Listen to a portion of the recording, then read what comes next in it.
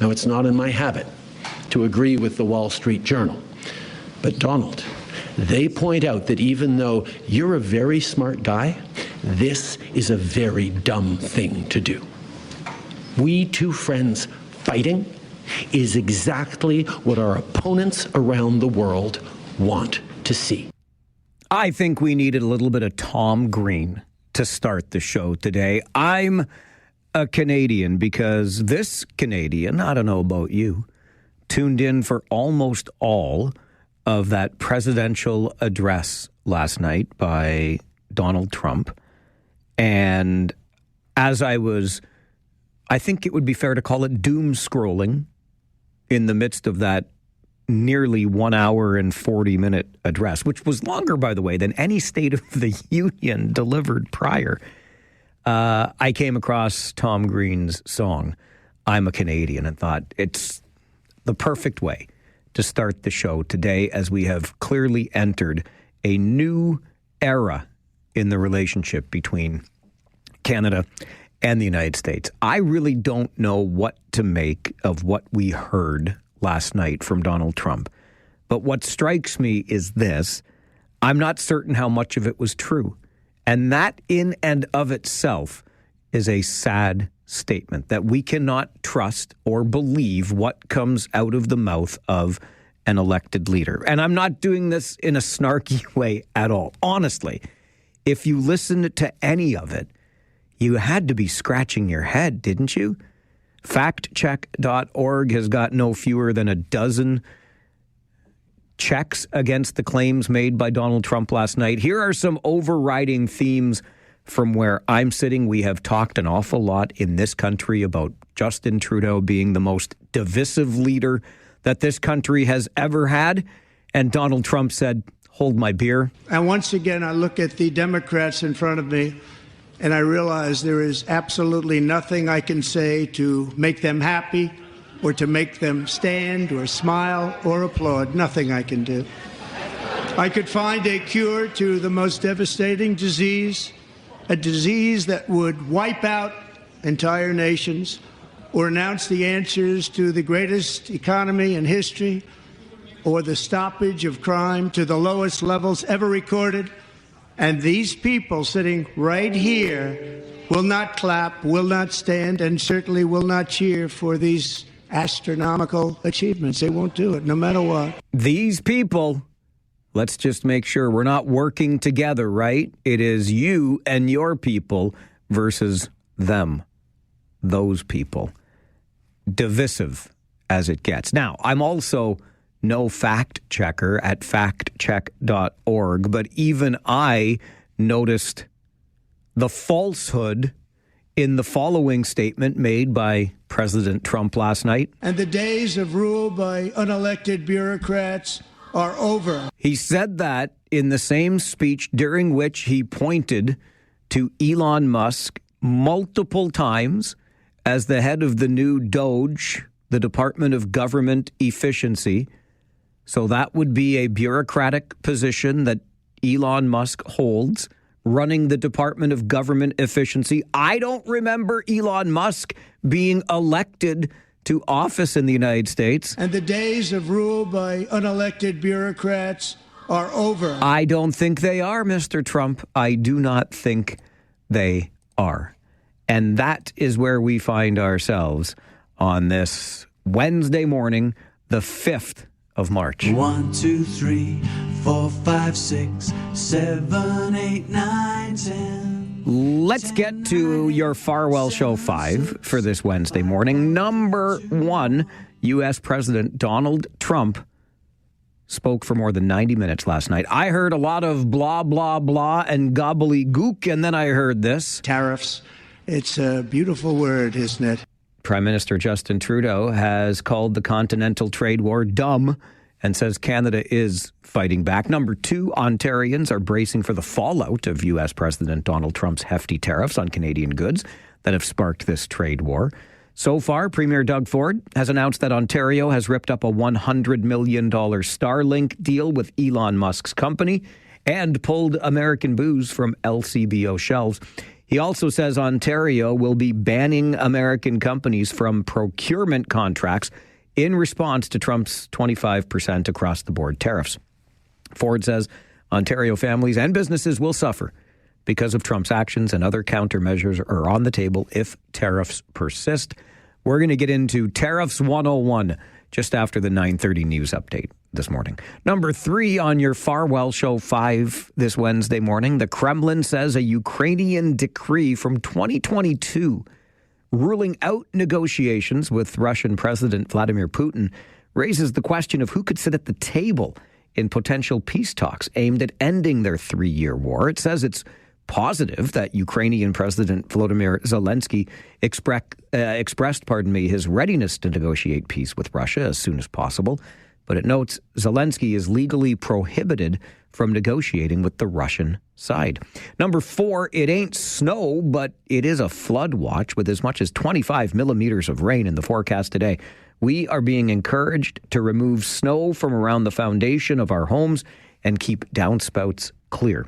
And number 5 on your Farwell Show 5 this morning, as financial challenges continue to impact pet owners, the Humane Society of Kitchener-Waterloo and Stratford-Perth is seeing a record-breaking demand for outreach services. In the past 2 months, the Humane Society has provided medical care to 120 animals in need and delivered more than $16,000 worth of essential veterinary services and vaccinations. Additionally, more than 1,500 pets have been helped with supplies to families facing financial hardships. And that is your Farwell Show 5 for this Wednesday morning. I've been thinking a lot on the region's reasoning for appointing somebody to regional council as opposed to holding a by-election. And chief among those reasons is the $800,000 it would cost, we are told, to run a by-election. So I put on my thinking cap last night. I promise you. It's a cap. Right on the front of it says thinking. I put my thinking cap on, and I came up with ways that the region could find $800,000 in savings and then provide for us the democratic opportunity to participate in a by-election. Your first ever. It also might be the last ever, but your first ever Farwell Show top 10 list of the ways the region could save $800,000 is coming up. This is the Mike Farwell Show on 570 News Radio and Rogers TV.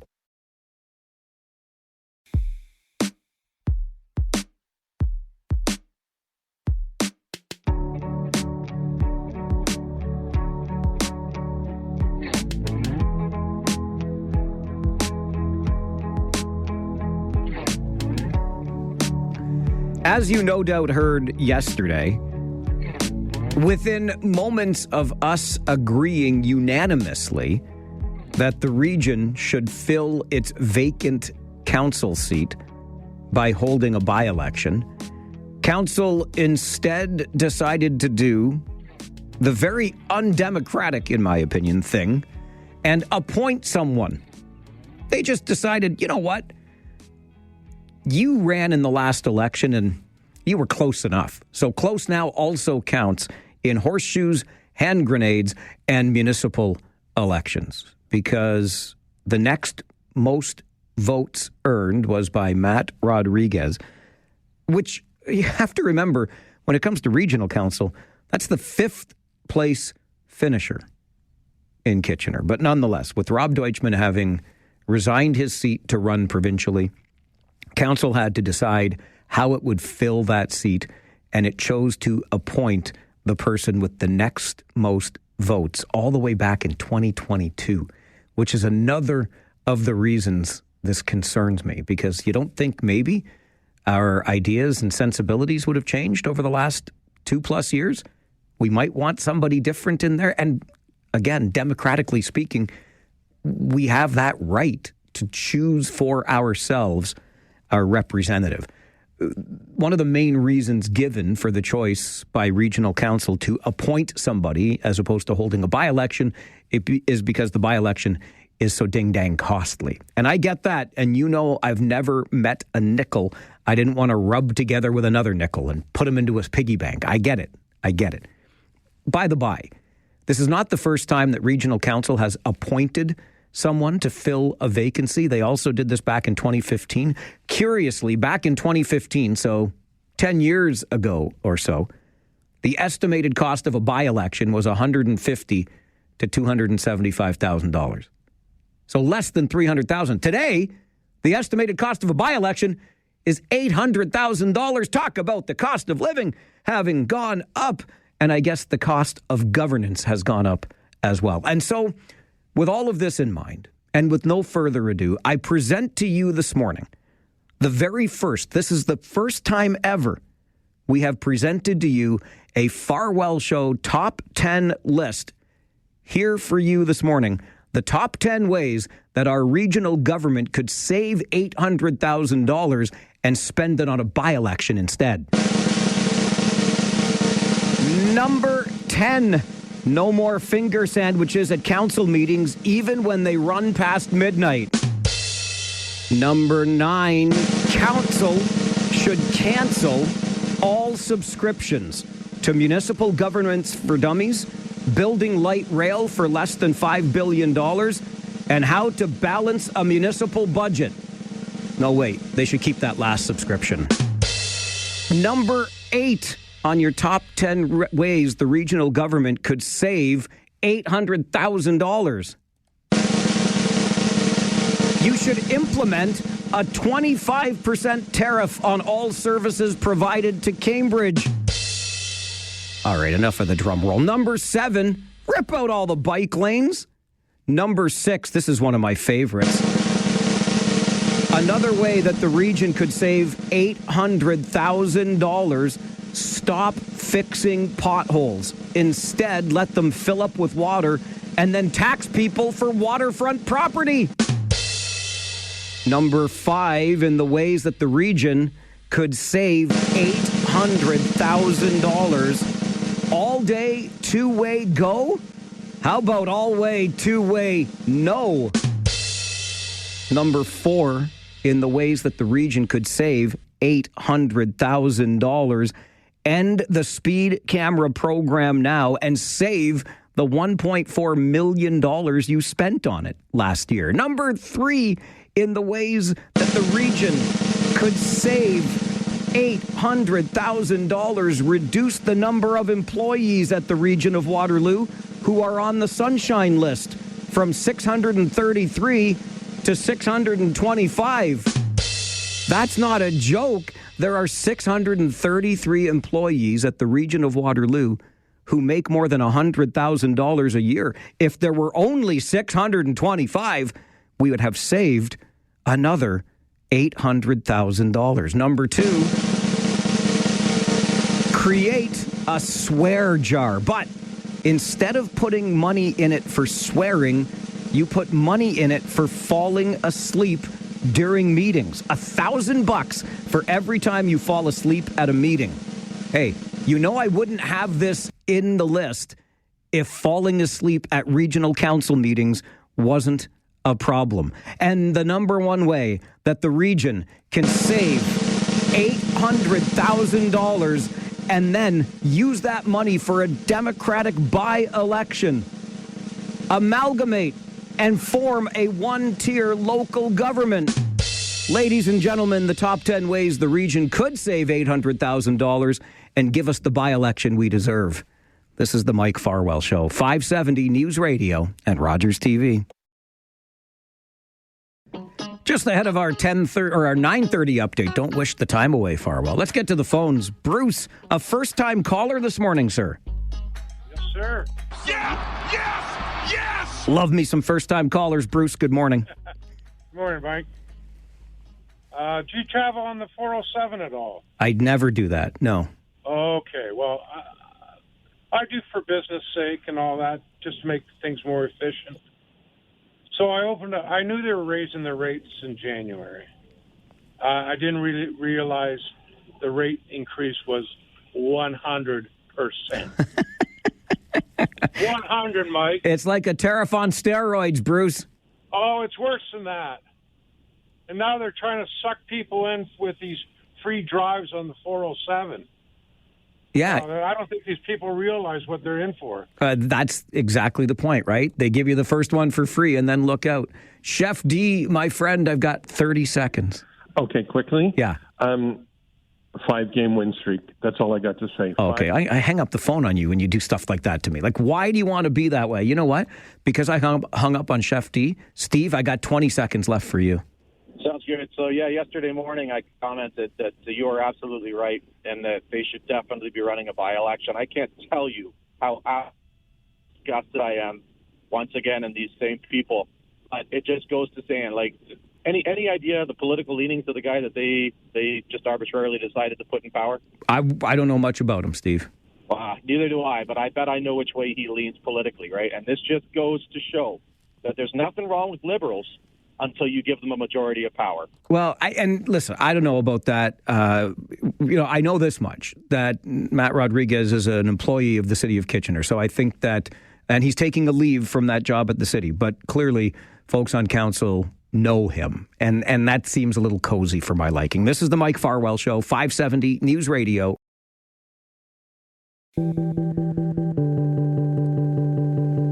I should have clarified earlier when our friend Chef D phoned in, and I hung up so quickly when he talked about a 5-game winning streak. He was talking about the team that shall not be named, so I would not allow the conversation to go on any further. I'm sorry for not clarifying that earlier. Chefy knows better than to push my buttons on the morning after Donald Trump's 100-minute address to the nation. But let's talk about this, and specifically, let's talk about 25% tariffs on Canadian goods and what this all means. We are joined on the program this morning by Fen Osler-Hampson, a professor of international affairs at Carleton University and the co-chair on the expert group on Canada-U.S. relations. Fen, good morning. Good morning, Mike. Good to be with you. It's great to have you with us and give us some perspective on these tariffs. And I hoped we could start with sort of a basic understanding of what these tariffs mean. If I'm shipping $100,000 of aluminum across the border into the United States, and it gets slapped with that 25% tariff, now there's $25,000 more that has to be paid. Does that get paid to the U.S. Treasury, and then where does the money go? Well, very good questions, Mike. First of all, the key question is when you get when those goods arrive at the border, who's going to pay the tariff, which is essentially a tax? And normally, what happens is that the purchaser of those goods pays the tax. If the purchaser doesn't want to pay the tax, then the goods won't cross the border.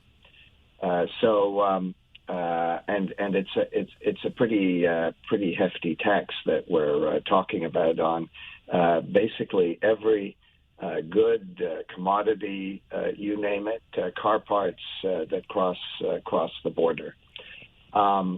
That tax is collected by the U.S. government, and Donald Trump wants to use those taxes to pay down the U.S. deficit, which is pretty substantial. It's something like $2.1 trillion that the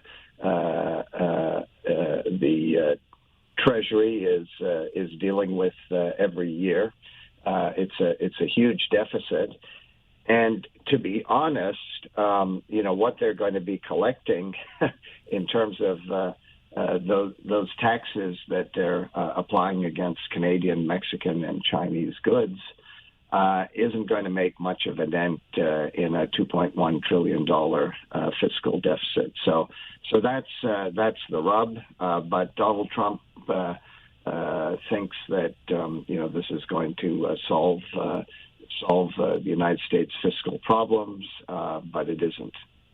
Does it create more fiscal problems, Fen? Well, I don't want to get too complicated for your listeners, but basically when you apply these kinds of tariffs,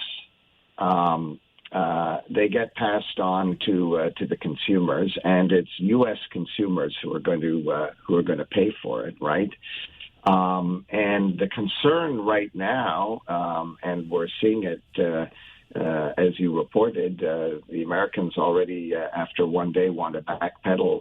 It looks like they want to backpedal on some of these tariffs, is that it's going to slow economic growth because, as we're seeing in the automobile sector, they need those parts that are made in Canada and Mexico to keep the production line going in Ford, GM, Stellantis, major automobile companies, which could shut down operations in a week's time because they operate on very small margins. So what you're talking about is a slowdown in U.S. economic growth.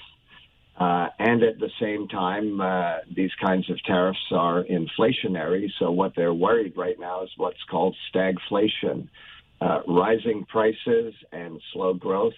And that has a real knock-on effect in the revenues that the federal government, in this case the United States, collects from Americans. Will this incentivize, if not force, Canadian producers to find other trading partners? Yes, in some cases, the push is going to be on to tap into those markets in Asia, in Europe, with which we have major free trade agreements. We have a major free trade agreement with the European Union. We have major free trade agreements with the Trans-Pacific Partnership, the Comprehensive Trans-Pacific Partnership, with some of the dynamic emerging economies in Asia. But when it comes to energy exports, for example, electricity, oil, gas, that represents, by far and away our largest export to the United States, we don't have many options right now because we haven't built pipelines to sell our energy, particularly our oil and gas, to foreign markets. So we're kind of stuck there. But by the same token, the Americans rely heavily on oil imports, natural gas imports from Canada, given the way North American supply chains in the energy sector operate. And so they're going to have no choice but to continue to buy our oil and our gas and our electricity. And they're going to be forced to pay Donald Trump's tariffs. In the case of energy, it's a 10% tariff. It's not a 25% tariff. And those costs are going to get passed on to American consumers. They're going to be paying more at the gas pump. So Donald Trump is about to get a very hard lesson in economics. We saw that yesterday in the stock market. Stock market plummeted because American businesses know that, this is pretty dumb stuff, as our Prime Minister noted in his remarks yesterday, referring to a Wall Street Journal article, that when you have such tightly integrated economies as we do between Canada, the United States, and Mexico, we're essentially one economy. So when you apply tariffs, you're in effect shooting yourself in the foot. And in light of that, is this just showing Donald Trump's misunderstanding of economics and the economy then? Because I've heard this across the board, Fen, how foolish a maneuver this really is. And yet he's clearly hell-bent on moving forward. Well, one thing we come to learn about Donald Trump is that he's not very good with numbers, and he doesn't understand economics. He continues to talk about foreign producers who sell goods and services to the United States as paying the tariff. No, we're not paying the tariff. American consumers and importers of our goods, our commodities, everything we sell to the United States, they're the ones who are going to be paying the tariff, not us. And in some cases, as we talked about in the energy sector, it's also true by the way for a lot of the other things we sell them. They don't have other places to go. Americans need what we sell them to keep the factories running and to put food on the table for Americans. So he's about to get, or he is getting, a hard lesson in economics. I mean, the history of tariff wars shows conclusively that tariffs hurt the country that is applying the tariffs. They obviously hurt the countries that are exporting to those markets because they're going to be selling less if prices go up or as prices go up as a result of those tariffs. But it's lose-lose right across the board. And if he wants to make American manufacturers, that sector competitive, he should be actually removing tariffs and saying to Canadians, how can we work together to develop your critical minerals and some of the other things they'd like to buy from us to make the North American economy, not just the U.S. economy, but the North American economy competitive vis-a-vis China and other countries in the world. It is great to get your perspective on this morning, Fen. Thank you very much for joining the show. My pleasure, Mike. Enjoy your day. Bye-bye. You too. Fen Osler-Hampson is a professor of international affairs at Carleton University. He's also the co-chair of the expert group on Canada-U.S. relations. I couldn't help but think when Fen mentioned the Wall Street Journal and its assertion yesterday that this was, echoed by Prime Minister Justin Trudeau, a dumb move on the part of the U.S. president. Not to be that guy, but I did come across this from the Wall Street Journal last evening and thought it's worth sharing. According to said paper, the tariff war risks sinking the world into a new Great Depression. That, according to the International Chamber of Commerce. Maybe that's more sabers being rattled. I don't know. But the International Chamber of Commerce is warning that this tariff war risks sinking the world into a new Great Depression. Like 1930s Great Depression. Are you optimistic today with this potential opening that we've got with the United States and the call that Prime Minister Justin Trudeau will be on today? Is this all just going to end 48 hours after it began, or what do you think? Are you hopeful in any way today? Would love to hear your thoughts on this. Here on the Mike Farwell Show this morning, 570 News Radio and Rogers TV. It's lose-lose right across the board. And if he wants to make, American manufacturers, that sector competitive, he should be actually removing tariffs and saying to Canadians, how can we work together to develop your critical minerals and some of the other things they'd like to buy from us. That is Fen Osler-Hampson, professor of international affairs at Carleton University and the co-chair of the expert group on Canada-U.S. relations. Joins us this morning to talk about the tariff war that is underway. However, let's not forget that a senior U.S. official says he expects President Donald Trump will have an announcement this afternoon about those hefty tariffs on Canadian and Mexican imports. As you heard Fen say in that conversation that just ended moments ago, the best economic strategy here would be this sort of North American fortress that Ontario Premier Doug Ford has been talking about, and bolstering Mexico, Canada, and the United States to strengthen its economy vis-a-vis China and other world powers. Are you optimistic today that this announcement this afternoon from Donald Trump will lead to yet another reversal of the move he made introducing tariffs yesterday? 519-570-2545. Star 570 and 1-800-570-5715. I'll remind you what Prime Minister Justin Trudeau had to say directly to the American people when he made his appeal yesterday. We don't want this. We want to work with you as a friend and ally.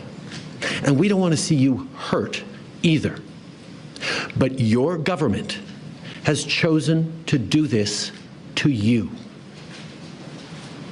As of this morning, markets are down, and inflation is set to rise dramatically all across your country. Your government has chosen to put American jobs at risk, at the thousands of workplaces that succeed because of materials from Canada or because of consumers in Canada, or both.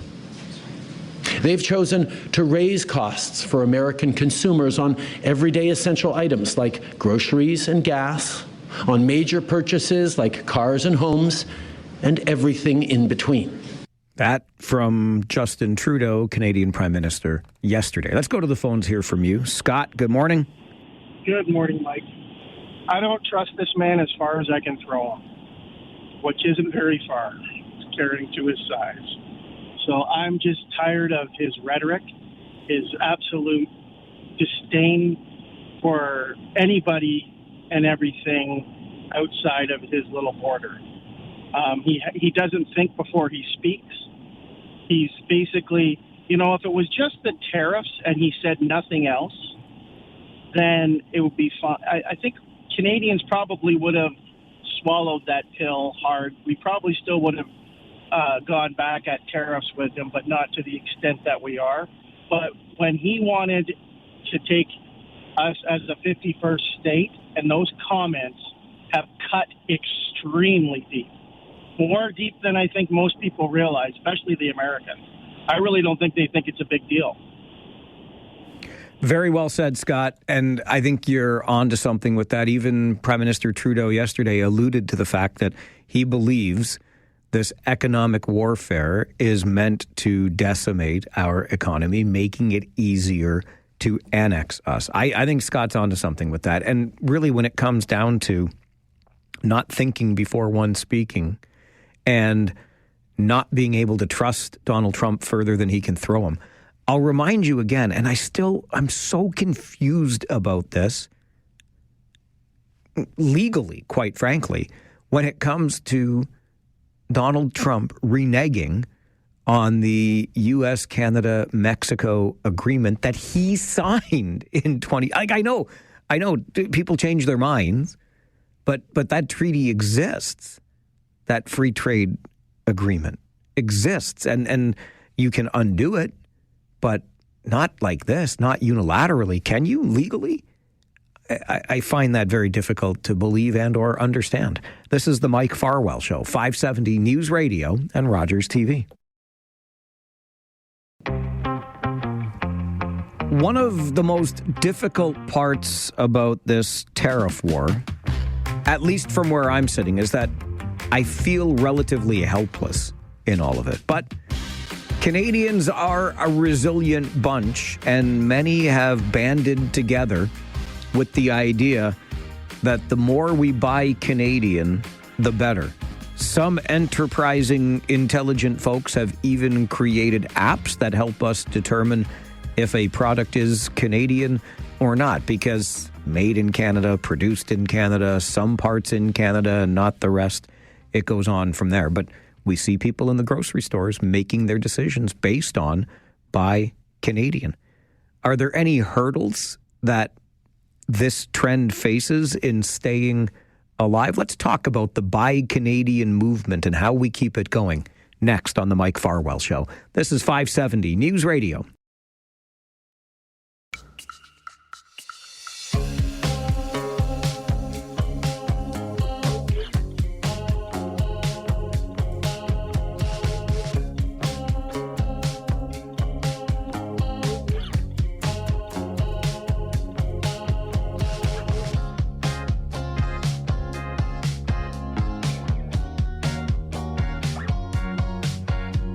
Are you buying Canadian yet, eh?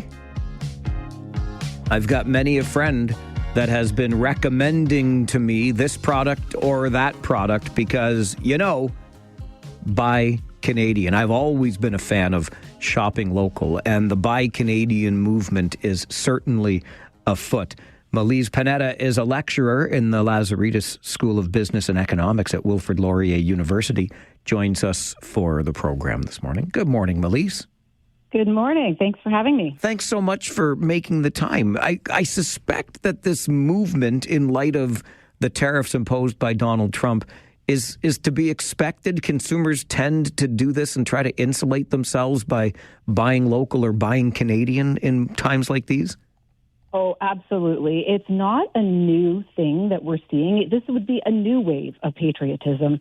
We saw very similar activity early on in 2018, early on in Trump's presidency in 2018, with the talks of tariffs back then. So not new at all and completely expected. So what do we do in order to sustain the momentum of this movement, Melise? Yeah, that's obviously the question on a lot of people's minds. I think we can all agree that we're really enjoying what we're seeing out in the market right now as it relates to Canadians just getting really behind this movement. We're talking about it today. That's great. So it's in the media. Other folks are talking about it. And it's just getting a lot of momentum everywhere, which is wonderful. But it's difficult to sustain that momentum in the long term. And if it's okay, I'll explain a little bit about why that is. I would love to learn that. Absolutely. Yes, no problem at all. So what we're seeing right now is Canadians are choosing local sourcing or products of Canada, products that are made in Canada, et cetera. They're choosing to make that a very high priority in their decision making about what they choose to purchase, whether at the grocery or any other form of retail establishment. And that's great, and that's exactly what we want to see. But keeping it really high up in their decision-making can be challenging because another factor has come up really high in their decision-making, and that's cost.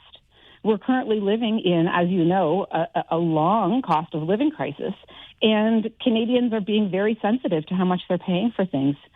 And the reality is, in the short term, it's a bit easier to choose made-in-Canada products, et cetera. But, in 6 to 8 weeks from now, if we're not talking about it like we are today, and people have kind of been following the Buy Canadian movement and they're feeling the pressure in their pocketbook, it might be a bit more difficult. It might be a bit more difficult in the future. The other challenge that we're seeing, and I'll share this one with you as well, is that there's some confusion still. Now, a lot of really rapid recent momentum on trying to clear up confusion. The Canadians didn't know what products are made in Canada. What does product of Canada mean versus made in Canada? So a lot of really nice things happening in the market today that we're seeing to address the confusion component. But those are the two biggest barriers. So I thought I'd start with that to share that with you. So will we see perhaps retailers respond to this to maybe position themselves as local forward or Canadian forward? Oh, absolutely. And you're already starting to see a lot of it out in the market today. Canadian companies are proudly Canadian, and now they're being more vocal about how proud they are for being Canadian companies. And that's wonderful. They're being vocal. They're being visual about it by putting up signage, et cetera. You're seeing big giants like Loblaws double down on local sourcing, and they've been very public about that as well, which is wonderful. And then they're also doing really good activities in store as it relates to putting out signage to make it easier for consumers to discern which products are actually the products they should be buying if they're supporting this movement, which a lot of people are. The cost of continuing to be a part of the movement, if I can put it that way, is one that is probably going to drive decision-making the longer that this goes on. And I'm not sure how we overcome that, or if this just becomes the new reality in a much different North American world with tariffs being imposed back and forth. Yeah, I think you're right. And I think what ends up happening as it relates to cost pressures is I think right now what you're seeing is Canadians are prioritizing, like I said, made in Canada over cost. But that's not something they will be able to do long term. This reality, we're in a cost of living crisis. So it'll make it more difficult for them to continue to do that. So anything that we can do at retail as it relates to protecting cost of Canadian-made products or reducing their cost or doing activities to bring that barrier down so that consumers can consistently follow and support this movement. Generally speaking, Melise, in this world that we're living in today where so many people are concerned about the tariffs, feel the impact of the tariffs, could we look at this as a good news story that retailer or consumers are paying more attention about where their purchases are coming from, and we are supporting local to some degree? I think we might look at this as some sort of silver lining. Absolutely. There is a massive benefit to the efforts that are taking place right now, at minimum in the education process.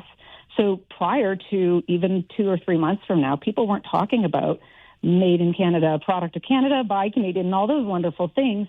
And now that's almost all we're talking about, at least right now. So it is really good that we're taking this giant leapfrog in education as it relates to what products are domestically manufactured and domestically sourced.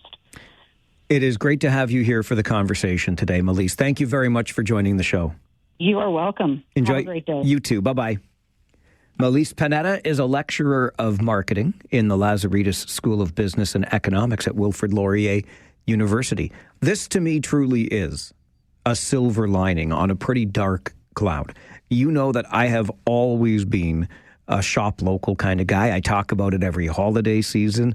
What you get delivered to your doorstep, you can get from a local retailer, or you could probably get something better and or much more unique instead of mass-produced and mass-marketed. But I've always been that guy. And in fact, just to drive the point home, my beloved and I were out on the weekend, and one of the stops that we made was at one of my favorite local craft brewers, because that's what I like to keep in my fridge, right? So I don't have to worry about booze that may be made or my favorite drink that may be made somewhere else. It's coming right from a local source, because I've always believed that. And yes, do you pay a little bit more? For sure, but there are some things that I will no longer compromise on in my advancing and increasingly stubborn years. So I was hoping, in light of this conversation this morning, because we have absolutely noticed the movement, right?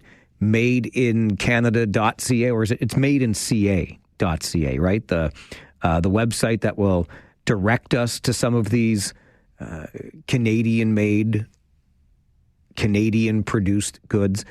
I know there's been a lot of traction on that website. A couple of people have even created apps that make it easy for us to scan an item and determine right there in the store whether or not it qualifies as domestically made, Canadian made, etc. I was hoping we could help one another out here. Maybe you have figured out a hack already, or you have found a replacement product. You know, the whole French's ketchup, French's mustard thing is a pretty simple one. But is there a product that you have found to replace something that was not Canadian made? Is there an app or a website that you are using that is helping you shop Canadian? Maybe you can help us join the movement and stay involved in it. Let's sustain this movement for as long as possible. How are you making it work? Help out your fellow shoppers here on the show this morning. 519-570-2545, star 570, 1-800-570-5715. This is the Mike Farwell Show, 570 News Radio and Rogers TV.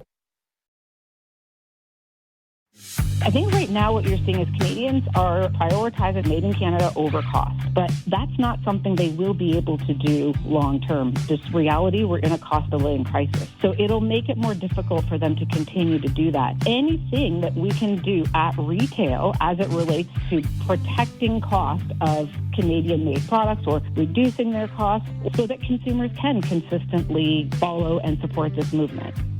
Melise Panetta is a lecturer in the Lazaridis School of Business and Economics at Wilfrid Laurier University. She joins us this morning to talk about the Buy Canadian movement, which should not come as a surprise to anyone in light of the trade war that is now underway between Canada and the United States. But there are some obstacles that keep it from maintaining its momentum. And chief among those obstacles, the cost, because let's face it, we want to support local. We want to buy domestically as often as we can, wherever we can. But the reality is sometimes that click, shop and the box that arrives on your front doorstep, or something produced because of the purchasing power or produced in a market where labor rates are much lower, can be purchased for a much lower price. And so if we're price conscious, eventually we're going to slip back into our previous shopping habits. And one of the other obstacles is actually identifying those products that are domestically produced. I checked out madeinca.ca during the commercial break. I mean, I couldn't possibly get through everything, but a couple of things that jump out from the grocery aisles. Maple Leaf Foods, I think we all intuitively understood that was Canadian. Comeback Snacks, which is a great story, and a female entrepreneur out of Hamilton who has created those popcorn snacks that you can find in local stores here in the region and elsewhere. Some great examples of buying something that is domestically produced. I thought maybe we could help one another out here today. Have you tried one of the apps? Do you use the madeinca.ca website? Have you come across products that you know are Canadian-made, domestically produced, and you want to share that knowledge with the rest of us? 519-570-2545, star 570, or 1-800-570-5715. Mike, good morning. Good morning, Mike. I have been using a various number of resources like the Made in Canada CA.ca thing, right? And I've also been using Facebook. I've been also using that app that that gentleman at the U of W on my phone has done. But I've made some conscious decisions. I'm not buying. I'm buying for cookies and stuff. I'm buying Dare and Leclerc. I'm buying Elmer soups, and I'm buying a lot of things. And I think the retailers have made it a lot easier by putting the little Canadian flag on the shelves to say that this is made in Canada. So I will always buy made in Canada. I'd like to also share a story about my cousins and some friends who own small businesses. And they used to go they needed a new forklift, Mike. They didn't buy from the U.S. supplier. They bought from Hyundai. And the reason they did is because of the Trump tariffs and the way he's been acting. And they told the former dealer who they've been dealing with for over 20 years, they are not going to support Trump or his companies anymore down in the States after the threats of the 51st state. So I think people who own small businesses need to look at their procurement decisions and procure from other sources. And that's my thoughts, Mike. All right, Mike, appreciate that. Finding ways to make it work. You know, when you mention soups, I couldn't help but think of Campbell's and Listowel when it was, that's gone now, right? Campbell's from Listowel, that I believe that plant closed. Forgive me if I'm mistaken on that. But the choices being made by one shopper, and I know Mike's not alone in that, in order to maintain domestically produced, Canadian-made.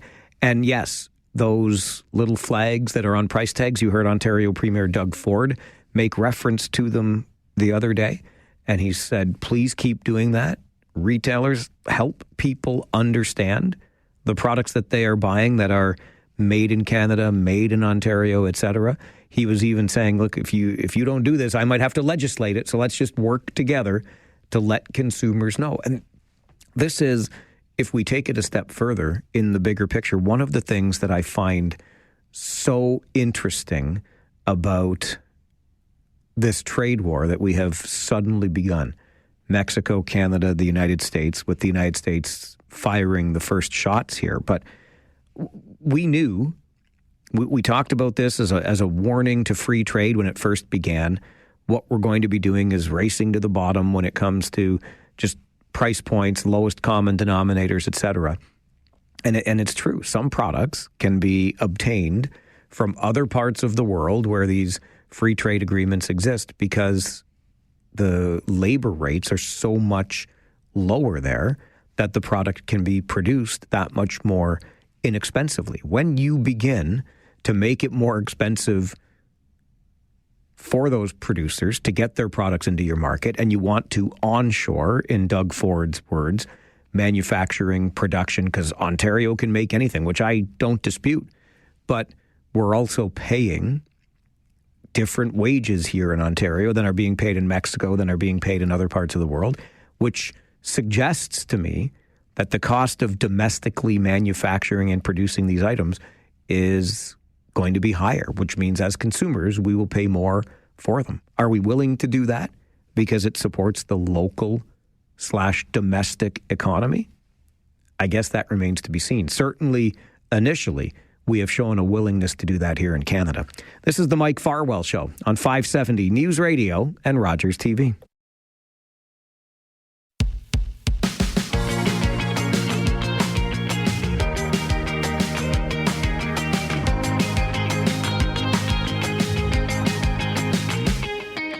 Thanks to Russell for the reminder via email to mike@570news.com.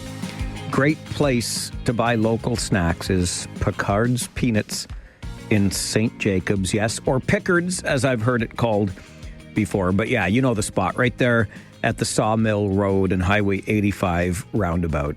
Strongly endorse the chip nuts there, but take your pick. Plenty of great snacks, and it's keeping it local.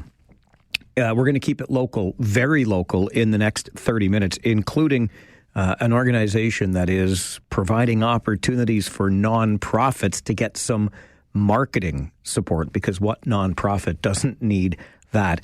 And remembering Bernice Adams, if you don't know who she was, sadly, I have to use past tense because her death was premature in the opinion of many, but the legacy she has left behind is pretty remarkable, and we'll talk about that right after this update from the 570 News Center. So stay with us here on the Mike Farwell Show, 570 News Radio and Rogers TV.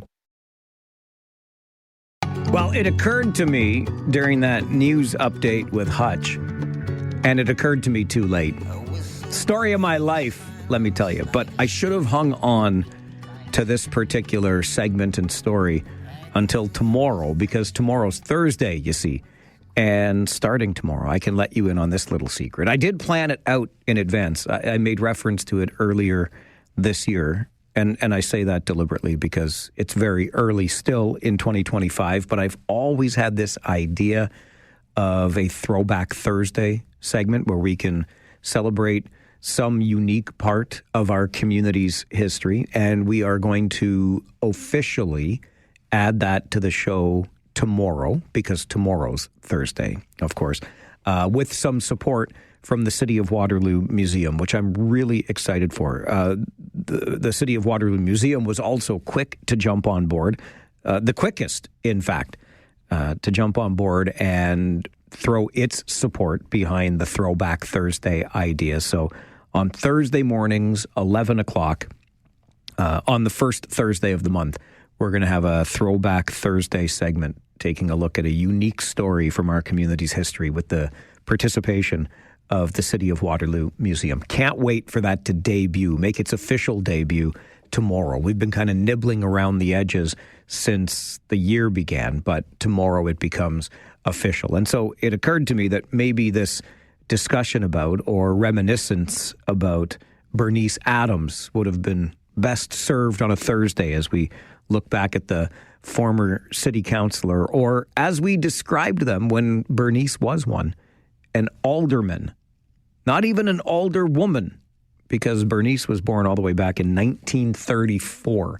Times were much different, but upon going through her formal schooling in Galt, which it was then, wasn't yet amalgamated with Preston and Hespeler into Cambridge, but in Galt, she attended Galt Business School, got very involved in networking, public speaking.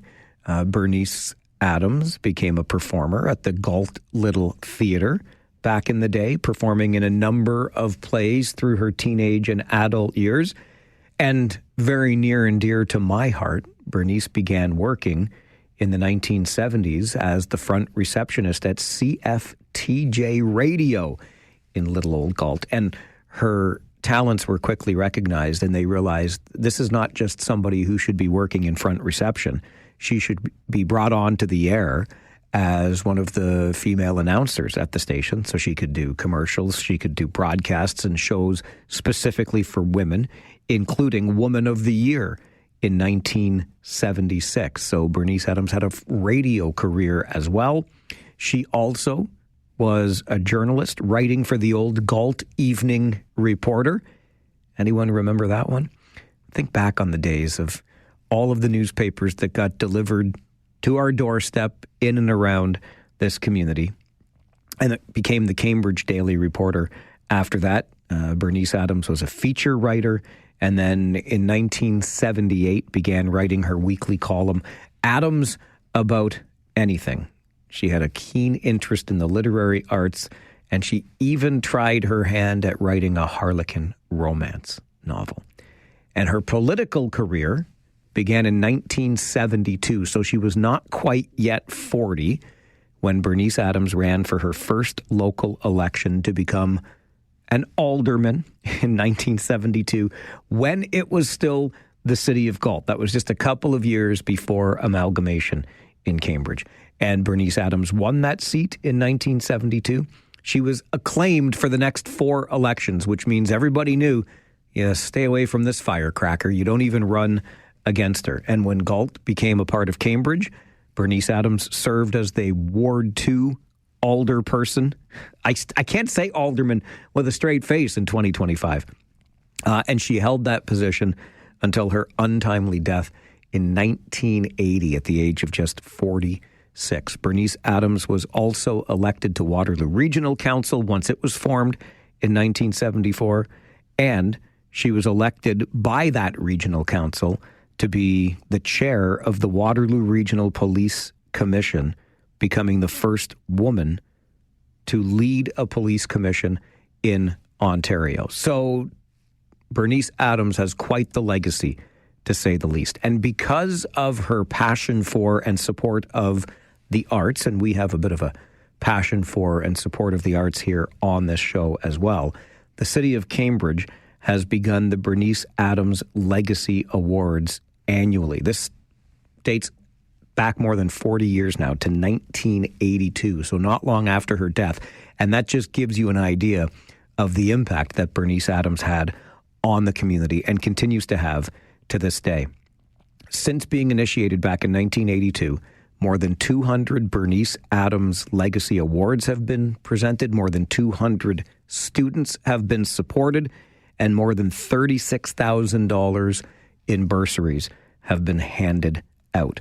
Why do I tell you all of this? Well, I tell you all of this because nominations for this year's awards, the Bernice Adams Legacy Awards, are open once again. The awards will be handed out in mid to late May. There are awards acknowledging contributions to the arts, communications, music, and more. There are scholarships for deserving students who are heading into post-secondary in the field of arts and cultures.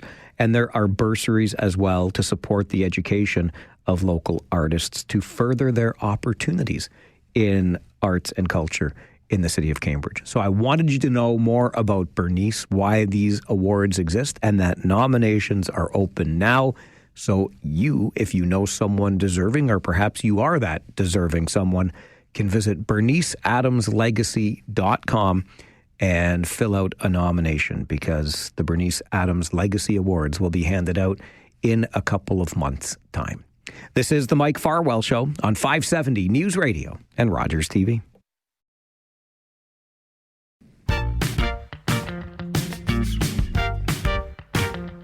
In-studio guests are some of my favorite guests, and somebody that I have communicated with many times over the years is finally in studio, sitting across from me, Robin Mondor, the owner at Studio Locale. Good morning. Thanks for being here. Thanks for having us, Mike. Tell us a little more about Studio Locale and what you do there. Yeah, for sure. So we are a branding and marketing agency here in Kitchener-Waterloo, and we focus on helping our clients kind of hone in on their messaging and communications and brand to kind of get them to the next level. So that's really our passion, and that's what we do. We have a wide range of different clients that span all sorts of different industries and different points in their timeline and where they are with their business. So we just kind of jump in and help them. Yeah, and that help that you do has been so successful and so highly regarded. That's how our paths have kind of crossed electronically over the years. But what I love about the purposes of today's conversation, Robin, is your emphasis on giving back as well, helping out nonprofits that may need some support in that space. Yeah, it's a tricky time for sure for nonprofits, and I know a lot of them are kind of feeling the pinch from provincial and federal funding or potentially philanthropic funding, and everyone else is feeling the pinch. So we have a program that we call Open, and we've had it formally for a number of years. We've always given back to our community through different projects and different groups that have reached out, but this has kind of formalized it over the last few years. So we're excited to do that. We dedicate an entire week and give a full week of design, marketing, and development time to a not-for-profit who's looking for some extra support. And what a happy coincidence that the organizations that you were able to support last year are two that are very near and dear to my heart. The Galt Curling Club in Ayr, yes. Right? Or the Ayr Curling Club, yes. Yep. And I say that because buddies of mine that I played ball with in the summer started curling in the winter, and that's where they curl on nice. Broome Street in Ayr. And I could never join because I'm too busy with my hockey season, but they have thoroughly enjoyed it. And then Ink Stained Wretches and my buddy Mirko and the hard work that they do. But how were you able to support the Ayr Curling Club and Ink Stained Wretches? Well, with Ayr Curling, so they wanted to kind of become more of an inclusive group. And so they wanted to drop the name or the term club from their name. So they're simply now Ayr Curling, and wanted to refresh their identity to reflect that. So they had an older, very traditional looking logo, and wanting to have, with the name change, have something that visually made it feel like it was more open and accessible to everyone in the community. So why is it important to you, Robin, as a business owner, to give back in this way? I think everyone's kind of looking for an opportunity to give back. And I think for ourselves, because our focus is on marketing and communications and helping make connections with our clients' target audiences, not-for-profits are looking for help in making that connection. And so it felt like something that was kind of a no-brainer to make that connection with our not-for-profits in the community to help them connect. Where are they struggling? Are they struggling to reach from a fundraising perspective? Is it, connecting with their community and who they're looking to support? So it just kind of felt like a natural fit. So I'm sure there is an application process that goes along with this, because as much as you would love to, you can't do it for everybody. How can a local not-for-profit apply for Open? Yes, so we have a webpage on our website, studiolocal.com/open. And on there's an application form. Because it is just for 1 week, we run it really, really quickly. It's almost like a sprint if folks are familiar with that term. So we're starting typically on a Monday and wrapping up on a Friday. So we ask the not-for-profits to kind of be a little bit prepared for that week and come in so that we can hit the ground running. So we want to know as much as we can about what you're looking to do, where your challenges are, where there's an opportunity for us to potentially help. And then that way, when we start off the project, we've got everything that we need and we can really start getting into the details of it versus trying to understand more. Are there any parameters around the organizations that are eligible to apply? So what we say is we like to focus on organizations that support youth, equality, and social responsibility. But I think if you think about it, that's almost every sort of not-for-profit. So there's a lot of flexibility in terms of who we're looking or who we could potentially help. It's really how folks are sharing their information with us that helps our team decide who we're going to work with. And once those applications start coming in, Robin, are you able to work out a mutually convenient time for the organization to let you in the doors for that sprint that given week? Yeah.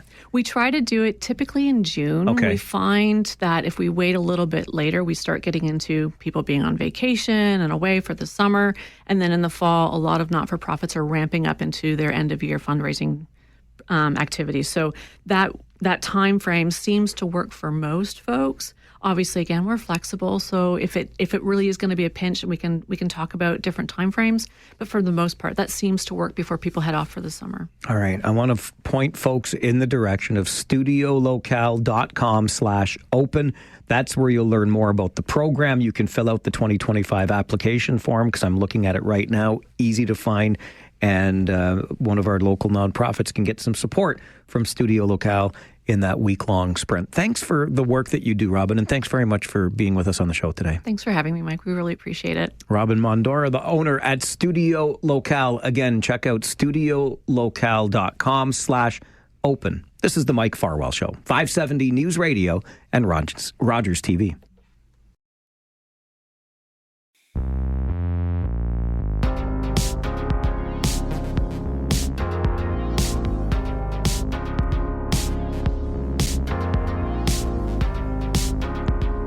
Will you allow me for a moment to be the old guy in the room again? Will you forgive me for being that old guy in the room again, just for a moment? You see, kids, when I started out in this business, it was a radio business. And one of the best parts about being in the radio business is that it was relatively anonymous. You see, I remember one time on my way to work in Salmon Arm, British Columbia, which is the place that I worked for my first full-time radio job. And I had a tradition on the way to work, stop in 7-Eleven, get my snacks for the show that night. I loved my Pepsi back in the day.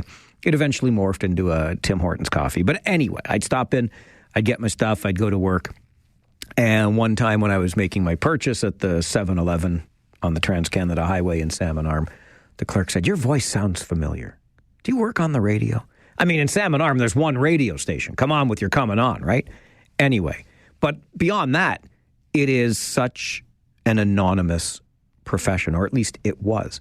Then along came the internet, websites that were part of our radio station work, profiles on the website that would put your picture there, etc. And I say all of this by way of admission and introduction to the video that I just shared on our show Facebook page. You can check it out for yourself, facebook.com/The Mike Farwell Show. And I was overdue in sharing this with you, so I hope you'll forgive me for that too. But last week on the show, we talked about the stupid injuries that we have suffered, or the weird way we did get injured. And I had just come off an incident like last Wednesday night into Thursday morning, sleeping wrong, I guess, and waking up with this terrible kink or pinched nerve or whatever the heck it was that still continues to bother me today. But I also had shared earlier this year when I bent down to pick up Rosie the pandemic pup's leash and threw out my back. Well, in so doing, that led to a series of what I like to call my old man stretches that I tried to do in order to prevent a recurrence of throwing my back out. Like I was down on all fours on the kitchen floor after I bent over to pick up the dog's leash. It took me a little while to get up. It really did. So I start doing these stretches. And while I was doing these stretches for my back, I thought to myself, you know, flexibility is not the worst thing to have in one's life. I don't want to be throwing my back out by bending over to pick up a dog leash. I should work on my flexibility. And never have I ever in my entire life been able to touch my toes. So, along with the stretching for my old man back, I thought I'm going to work on touching my toes.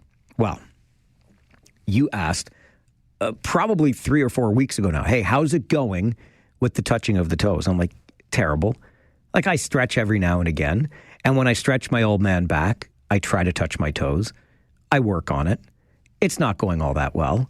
And now it's in full view because radio is no longer anonymous. It's got elements of video attached to it. Heck, this show is a radio show that gets simulcast on Rogers TV every day. Hello to our Rogers TV audience. We're in full color every day from 9 until 1. You can check out the video. I've been telling you, my beloved says I don't have the body type that will ever be able to touch my toes because my arms and my torso are too compact and my arms are too short. I'm barely below the knees, but you can check it out for yourself. Finally, I'm giving you the update on how's it going with touching your toes. Some of you said it would just take weeks. Weeks of regular practice, I'll be touching my toes within weeks. Well, we're now into the third month of the year. So how's your stretching going? You can see mine at facebook.com/The Mike Farwell Show. Going to get you an update from the 570 News Center, and then how can we cut down on the number of drivers who are colliding with Ion light rail trains? We talk about it next on The Mike Farwell Show, 570 News Radio.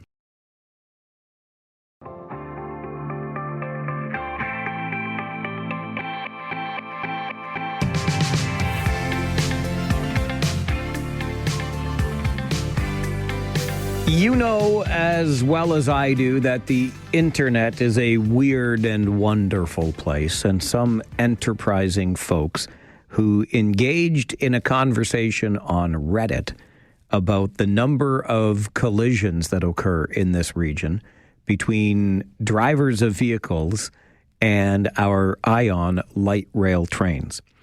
Somebody from within that conversation thread on Reddit decided that what we needed was an Ion crash counter. And what this site does is report the number of days since there has been a collision involving an Ion light rail vehicle. In case you were wondering, it's been 5. The last reported collision at Agnes and King in Kitchener happened on February the 28th, 2025. Clearly, with only 5 days since the last such collision, there are more of these than we would like to see. Hence the discussion on Reddit, hence the counter that's been created, and hence our conversation this morning with Neil Malcolm, who's the Acting Director of Transit Services with the Region of Waterloo. Neil, good morning. Morning, Mike. How are you? I'm all right, thanks. How are you? Great. Thanks for having me on. Thanks for making the time to have this conversation, because I am certain, Neil, that when we built an at-grade transit system, light rail system, the likes of which we built, we kind of knew this would be the cost of doing business, that every now and again a driver would collide with a train. Fair to say? Yeah, certainly, Mike. We don't, as you said in the intro, we don't want any collisions. Any collision involving, a Grand River Transit vehicle, whether it's the bus or the train, are things that we certainly hope to avoid on an ongoing basis. Road safety is the responsibility of all of us that use the roadways. So we try to do our best to make sure we can avoid collisions wherever possible. Do we have any idea or any data, Neil, that tells us the number or the how much it has cost us to deal with all of the collisions that have happened between vehicles and light rail trains? Yeah, certainly we keep track of all the collisions and the repairs that might be required following a collision. I don't have the total number at my fingertips, but most collisions are minor. Most collisions happen at intersections where another vehicle has turned in front of a moving train, and the collision really is superficial damage to the train that requires some fender repair, bumper repair.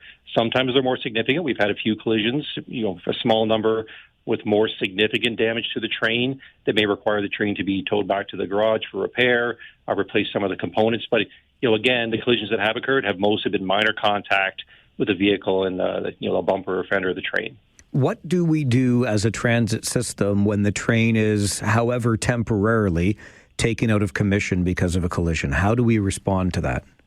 Yeah, whenever there's a collision, and of course, again, we always want to avoid the collisions. The vehicle, we have to do a full investigation to make sure whatever damage might have occurred to the Ion vehicle, can it continue in service?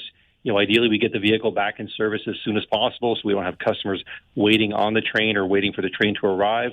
So we do endeavor to get trains back in service as quickly as feasible after an investigation to make sure the train is safe to continue in service. But of course, at the same time, we do deploy Grand River Transit buses for Ion replacement shuttles. So if we put out an alert to the customers and the community that a service has gone down due to a collision, we run buses between key destinations to make sure travelers on the system can still make those connections, can still use the service. It takes a bit of time to get the buses out there and rolling as replacement shuttles, but we do put those shuttles out every time there's an Ion service disruption, whether it's a collision or another event that's caused the ion trains to not be able to run on a certain part of the alignment. You talk about those other causes, and we know, Neil, because it's an electric train, that there could be power outages that cause issues somewhere along the lines. We know that weather has in the past caused service disruptions to Ion Light Rail. And then, of course, there are the collisions. Do we know what percentage of disruptions have been caused by collisions versus the other things?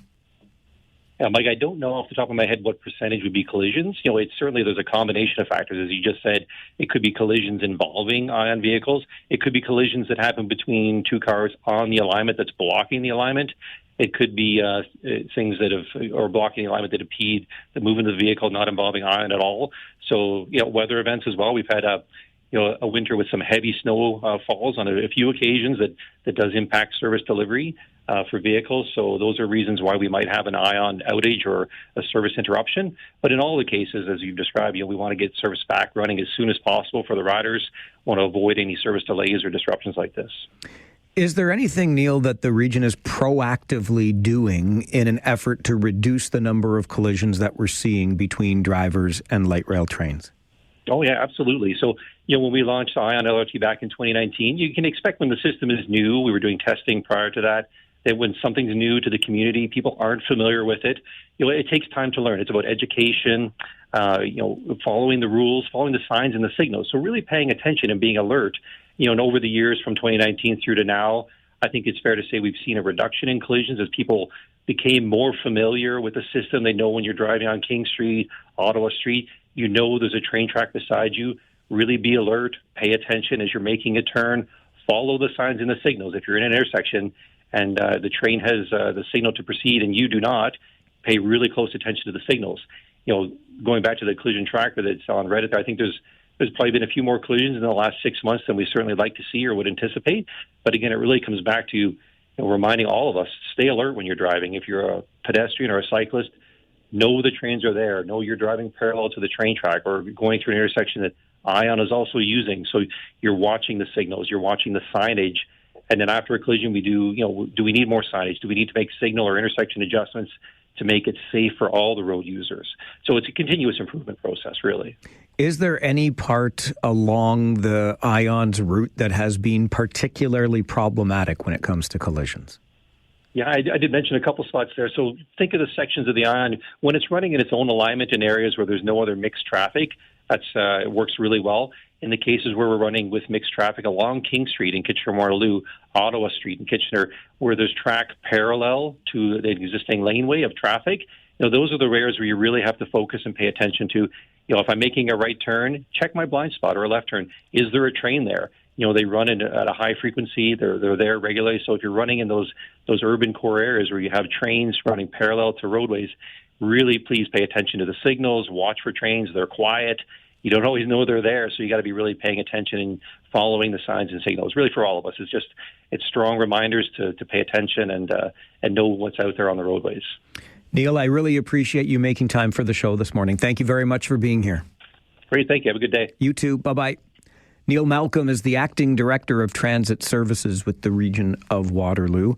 This is something that we knew would happen. Did we think it would happen with the frequency with which it is happening?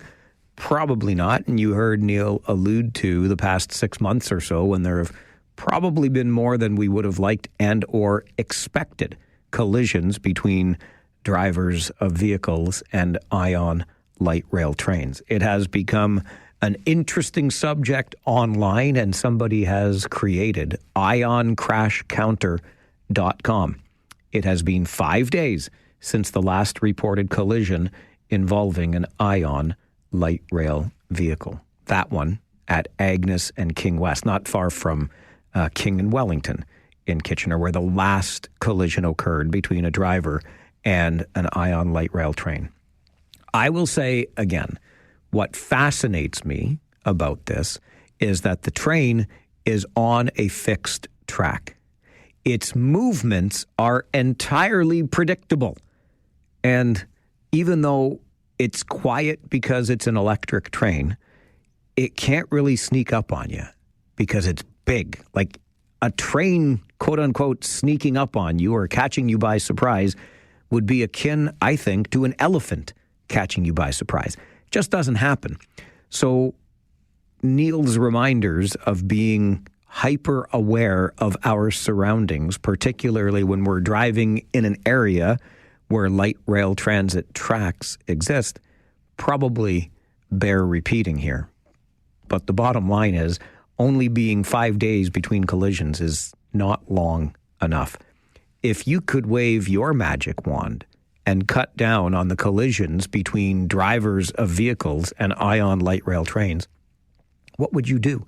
What would your suggestion be to reduce the number? And then increase the number of days at ioncrashcounter.com between collisions involving drivers of vehicles and ion light rail trains. I am here for your ideas this morning. Would love to hear them on the Mike Farwell Show. This is 570 News Radio and Rogers TV. If I'm making a right turn, check my blind spot or a left turn. Is there a train there? They run at a high frequency. They're there regularly. So if you're running in those urban core areas where you have trains running parallel to roadways, really please pay attention to the signals. Watch for trains. They're quiet. You don't always know they're there, so you got to be really paying attention and following the signs and signals. Really for all of us, it's just strong reminders to pay attention and know what's out there on the roadways. That is Neil Malcolm, who is the Acting Director of Transit Services with the region of Waterloo, joins us this morning to talk about the number of collisions we have been seeing between drivers of vehicles and ion light rail trains. How do we go about reducing those numbers? 519-570-2545, star 570, 1-800-570-5715. I would love to hear your suggestions as to how we go about making improvements in this regard, because while Neil didn't have an exact figure of the cost associated with this, we know there is one. Not only does the train have to be repaired, and there hasn't been significant damage, but nonetheless, there is repair work that needs to be done, not to mention the service disruption that occurs and the reliability of the system that then gets called into question when shuttle buses have to come out, etc. The entire purpose of the light rail transit system and the trains is that it is a higher order transit system running on that fixed track, right? Running more efficiently and effectively than a bus can in traffic, for example. So you've got a much greater level of consistency with the train than you do with the bus. And when it's disrupted, that does not bode well for the system overall. So what would you do to reduce the number of collisions between drivers of vehicles and ion light rail trains? Would love to hear your thoughts. I also want to send a thank you to Peter, who writes for the Community Edition. It was actually Peter who shared or handed off this interview with Neil today, because Peter had come across the Reddit thread. I don't spend as much time on Reddit as perhaps I should. I might get more show ideas there. I don't know. But Peter had come across the Reddit discussion about light rail and the number of collisions between drivers of vehicles and our trains, and was investigating further. But the timing didn't work out for Peter and Neil when they were trying to schedule the interview. So Peter said, "Hey, Farwell, would you be interested in this?" I said, "Absolutely, I would." And so we were able to make that work with a little bit of help from Peter at the Community Edition. So my thanks to Peter for that. I'll go back to something I said before the break, and that is what fascinates me about these collisions, and there are so many of them, is that the trains are on a fixed track. The moves are entirely predictable. You know where the train is going. So this is always driver error that leads to the collision. And I'll be the first to admit, I've shared this with you before in some recent ventures into downtown Kitchener specifically, where I spend more of my time. It's really tough in some spots. The older I get, the less comfortable or willing I am to drive at night. I know that sounds weird, but you'll get there someday. And I go into these downtown cores now that I know, or should I say I used to know, like the back of my hand. And it is almost nightmarish in some areas with everything that's going on. One way here because of the bike throughway there. tracks crossing here, trains moving there. It's a lot to take in, and you absolutely have to be with your awareness heightened to the nth degree, because there is so much going on. You have to check and then double check and then triple check the next move you are making if you are at the wheel of that automobile, because there is a lot out there that is attempting to get in your way, or you could get in its way in the case of a train, because again, the train's on the track. You know where the track is, you know where the train might be. You have to stay out of that train's way. And I think back on the early days of this system and the folks who said, we need to either elevate it like a monorail or dig down and make it like a subterranean subway system. And of course, the costs of that are so ridiculously prohibitive.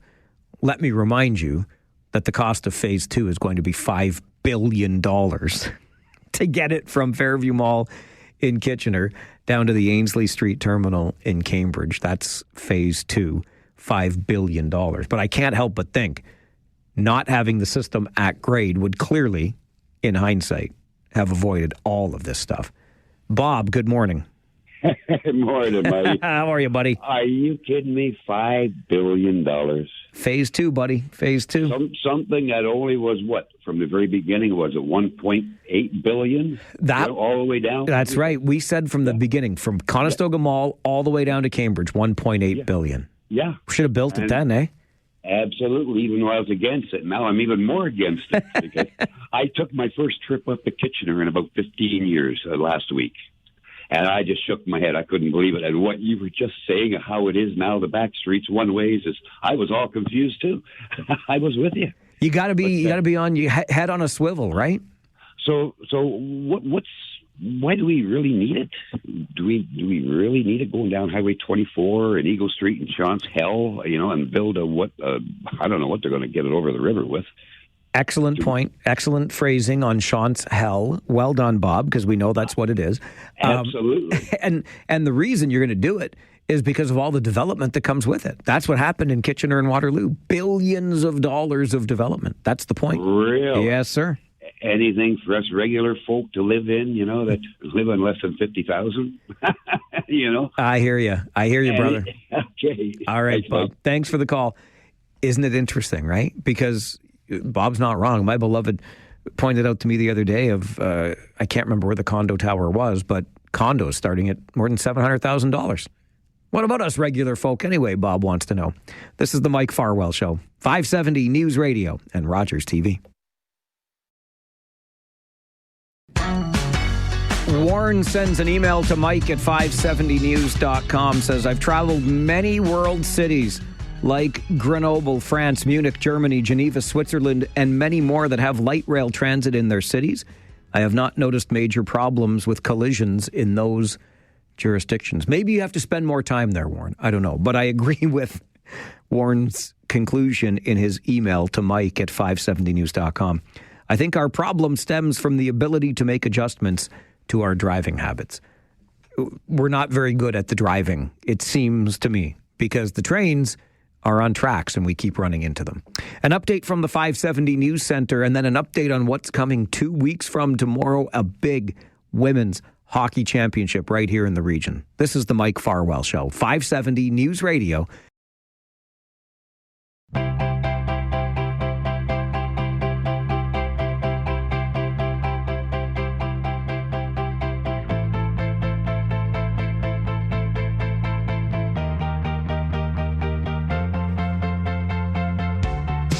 Two weeks from tomorrow.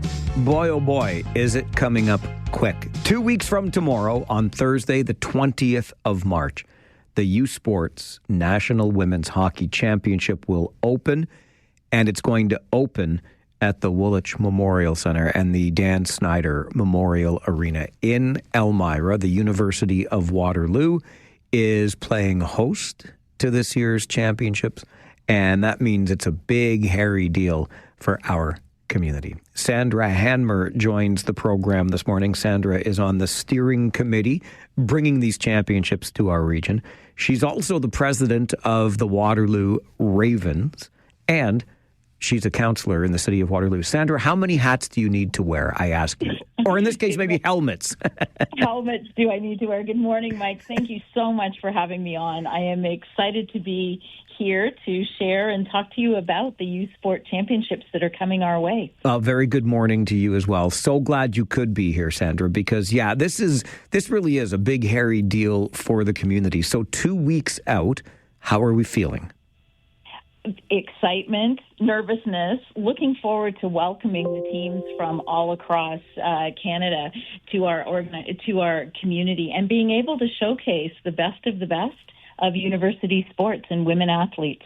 You talk about those women athletes, and in your role as the president of the Waterloo Ravens, you would see this firsthand, I think. I've described it as a bit of a moment for women's sports generally, women's hockey specifically, and maybe that moment is a lasting one, Sandra. For sure it will be, because when I think of the members of our association and the girls' associations throughout our region, being able to really see the university athletes and vision that they can be the university athletes is something that not everyone is able to accomplish. So I'm really glad that we're able to offer this opportunity to the young athletes in our community, and also those that have been athletes for a long, long time, to support those that are up and coming in their hockey careers. What does hosting this tournament in our region mean? What is it telling us about Waterloo Region? It's telling us a lot that we are a destination, an area to come, and that we've got the facilities, the interest, and the passion to bring large-scale events like this to our community. So we all win. Our local businesses will win by the organizations and the people coming in to spend money, to stay in our hotels. So it will be a good boost for us for the entire week. What can we expect from March the 20th through the 23rd when the championships are taking place? I hope everyone will go out to the Snyder Arena, because we will experience amazing hockey, lots of opportunity to see talented athletes, to connect with our community, and just have a great time together. What sparks your interest in women's hockey, Sandra, and helping to grow the game as you do?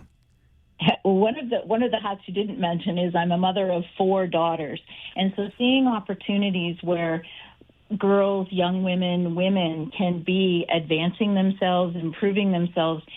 Sports is one of the greatest ways to do that, and team sports especially. You learn so many life lessons as you're going through the activities.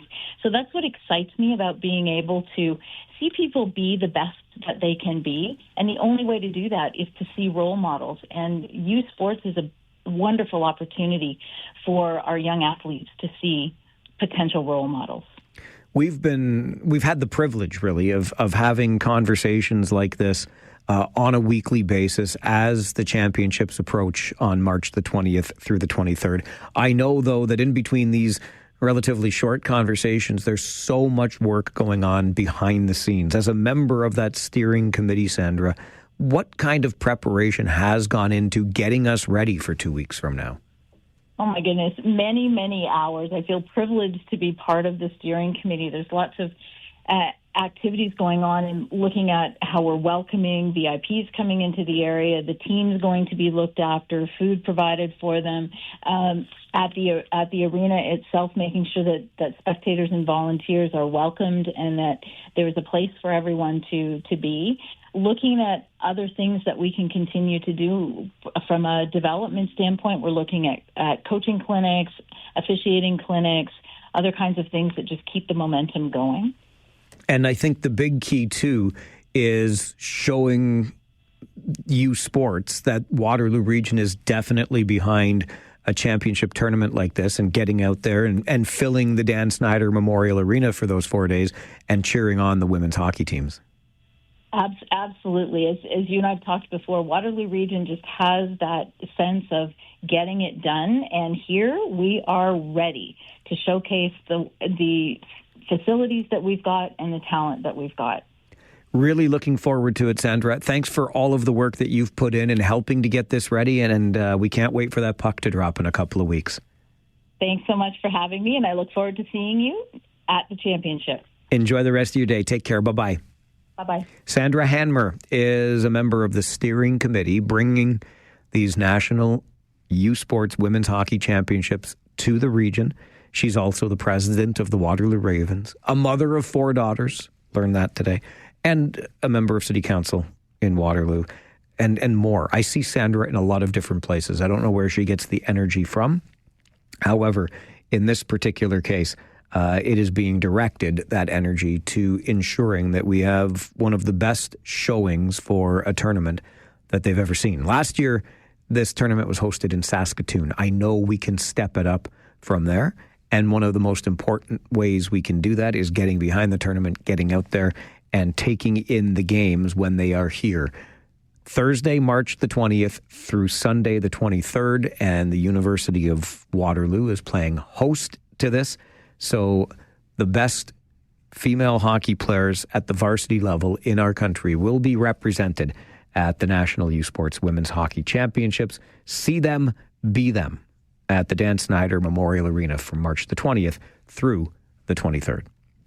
We're going to take a quick break. When we come back, something that we are following up on from yesterday's show, and that is this idea that the region of Waterloo cannot possibly, how could it actually hold a by-election when a by-election is going to cost $800,000? I spent some time last evening combing through documents to find ways that maybe, just maybe, the region could save $800,000 and use that money to fund a by-election, which is something I think we deserve as residents. We get to pick our representatives in a democracy. We don't have them appointed for us. We'll talk about it coming up on the Mike Farwell Show. This is 570 News Radio and Rogers TV.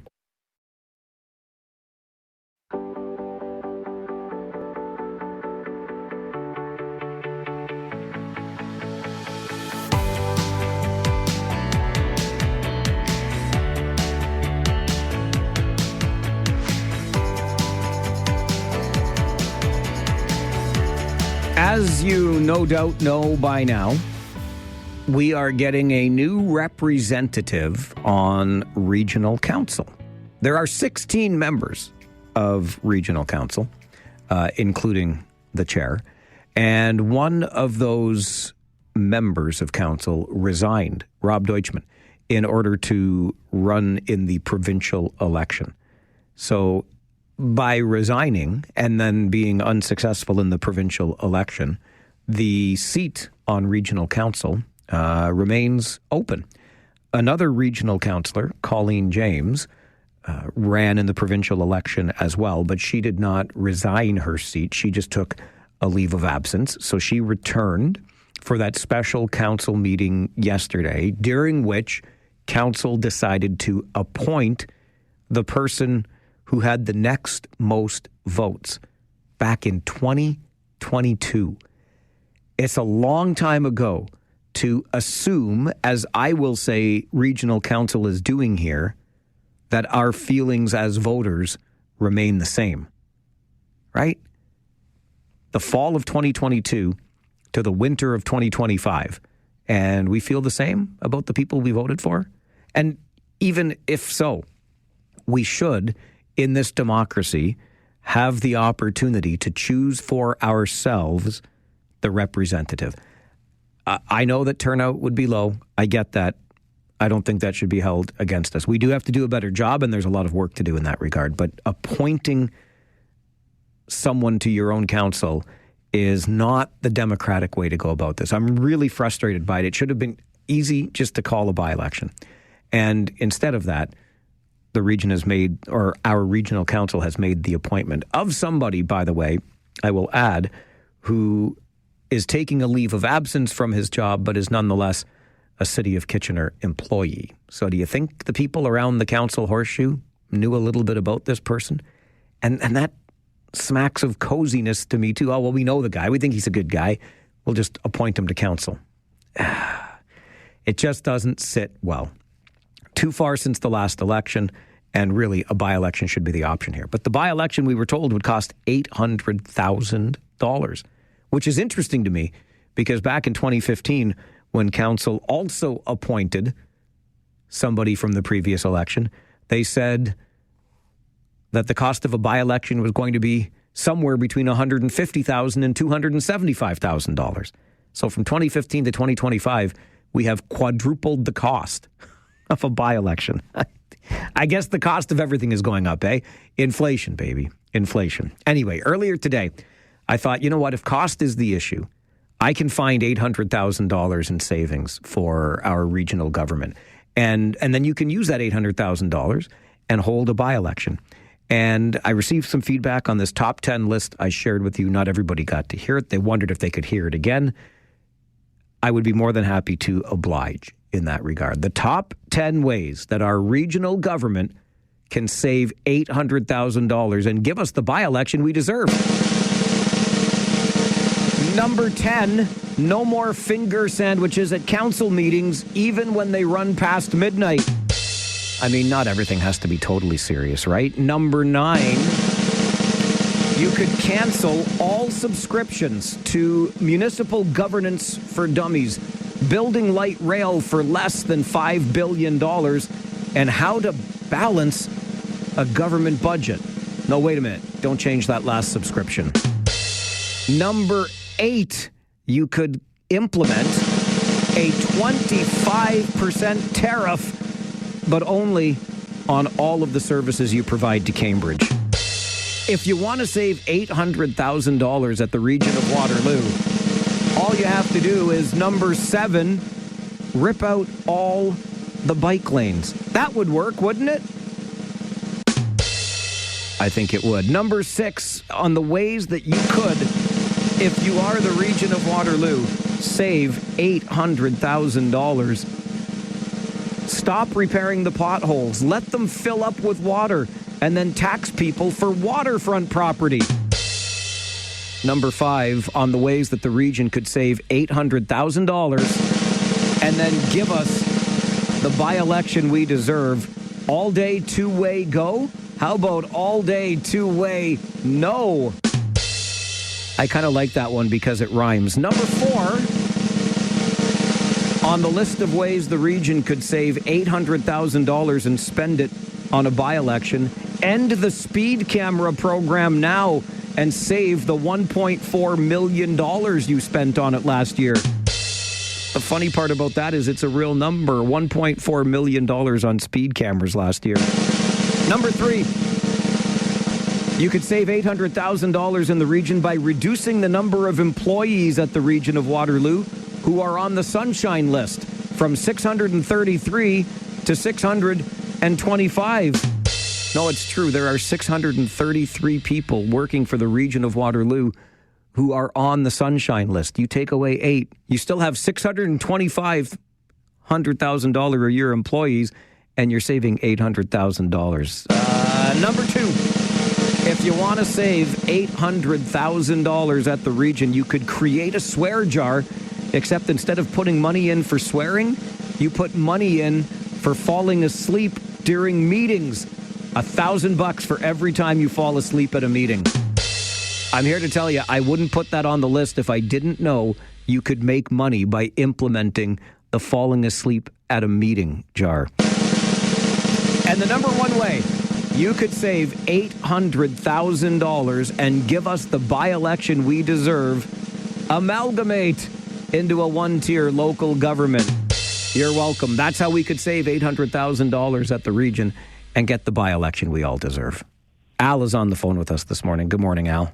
Morning, Mike. Thanks for those suggestions, but I'm wondering why you don't have Mayor Vervanevik on and debate him about this decision. He's the one that put the I know. Can you believe forward. that he was the one that put the motion forward? Right, Mike. Yeah. So, and this gentleman that they have picked, he was only 333 votes away from tying.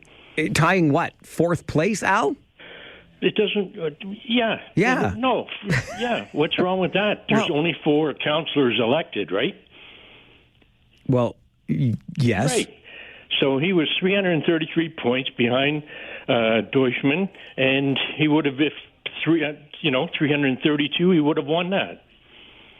So I think it was a wise decision. But he didn't win, Al. And you're the one that comes on every day, every other day with organizations looking for money. Here's $800,000. I just found $800,000 exactly. You got it. Okay. You got it, Mike. There you go. Congratulations. Thank you, Al. I appreciate your support in the finding of the savings. Paul, good morning. Good morning. Your star 570 number is working again, or your hold button, whichever. Tried calling in this morning. This whole anti-democratic thing of appointing somebody. If they're going to just appoint the second place, why wouldn't they appoint the first place one? I don't know. Doesn't that make more sense? I don't know what you mean by that. Well, they said that the next one in line gets the job. Correct? Yeah, so basically in this case... Why wasn't it the first one in line? Well, the first one already won. Yes. So why not just give it back to him if you're just going to appoint somebody? After all, he was, in theory, the first place as opposed to the second place loser or the first place loser. So why not just reappoint Deutschmann? Because he resigned. He doesn't want the job anymore. He doesn't. No, no, he doesn't. That's why he resigned. People who get an elected position and then resign and run for something else, people should remember that come the next election. But they didn't resign, Paul. So if you're talking about Colleen James, she just took a leave of absence to run in the provincial election. Rob Deutschmann actually resigned. It's I want to apply for another job, but I want to hang on to this other one. But listen, all this other stuff aside, I made up my own list this morning, but it's a very short one. Okay. It's the reasons that Mike Farwell is stupid. Number one reason, he agrees with amalgamation, and we all know amalgamation sucks. Thank you, Paul. Mike Farwell is stupid. On the same week... Mike, you suck. It's been my kind of week here on the show. It's the Mike Farwell Show. I'm stupid and I suck. This is 570 News Radio and Rogers TV.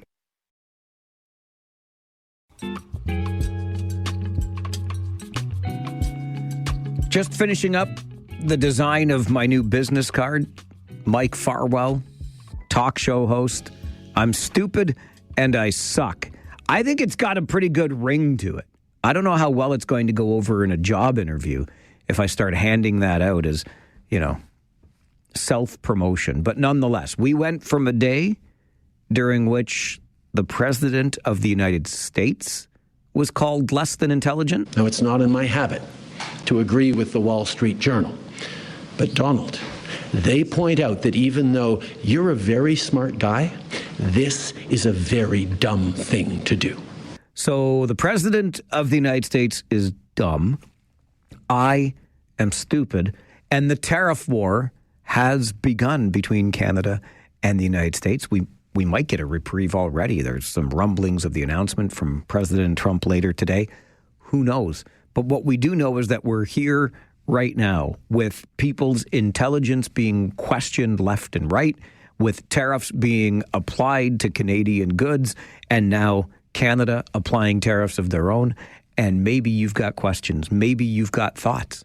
That's perfect, because the next hour, the phone lines are open to you so you can weigh in. Tell us what's on your mind with the 12 o'clock Talkback Hour coming up on the Mike Farwell Show, 570 News Radio and Rogers TV. It is your daily Talkback Hour here on the program. You get a chance to weigh in on the events of the day, an issue that we discussed, maybe you didn't get to call in about before, or something that you want to bring to the table that is all yours, because if it's important to you, it's important to us. 519-570-2545, star 570, or 1-800-570-5715. Let's get right to the phones. Dave, good afternoon. Good afternoon, Mike. I'd like to quickly paint a scenario and would appreciate your comments on it. Sure. Okay, it's the next municipal election, and approximately 35% bother to show up to vote.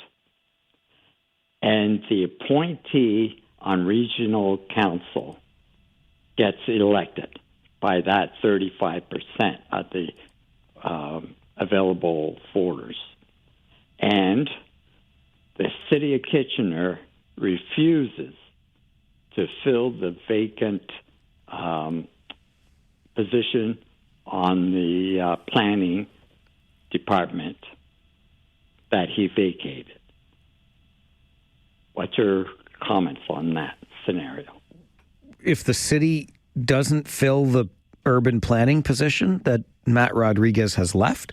Correct. I don't know that it would bother me much. Why? And the 35% or less bother to vote, and that individual is elected. Well, what would bother me about that, Dave, is that he's been gifted the advantage of incumbency. Yeah, but you're all worked up about it. I'm so worked up about it. Not be an advantage. It should be everybody worked up about it. Then they would come out and vote against him being elected. Yeah, it's a great point, and we'll get into the chicken and egg. And I understand where you're coming from on that, but there's a lot of work to be done in order to increase voter engagement and voter turnout. I would submit to you that by simply appointing people to your cozy club of a council, you are making people less inclined to go out and vote because they feel like this is some kind of closed club anyway. So I don't buy. I buy the financial argument. I do. But as an excuse or a reason for not spending the money, I take offense, quite frankly, to the idea, well, not enough of you show up to vote anyway, so we shouldn't spend the money. That bothers me. It bothers me a lot. But at the end of the day, forgive the cliche, Dave, you're right that more of us need to show up to vote in municipal elections, in every election, quite frankly. And your point on turnout is so well taken if we consider, if you don't mind me mixing the metaphor here, the provincial election in Kitchener-Conestoga, greater than 50% turnout in Kitchener-Conestoga, and that community where the Wilmot Land Assembly is happening still voted back in the incumbent Progressive Conservative, even though that incumbent is part of the government that's bankrolling the Land Assembly. More than 50% turnout there. That's almost unheard of. And yet, they voted back in the PC. Go figure. Tom, you're on the Talkback Hour. Good afternoon. Good afternoon, Mike.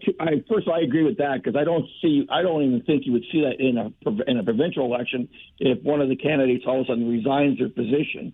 The second place runner would automatically become inherit his position. I don't see that or their position. I don't see that happening. Positions are not supposed to be inherited. They're supposed to be earned by votes.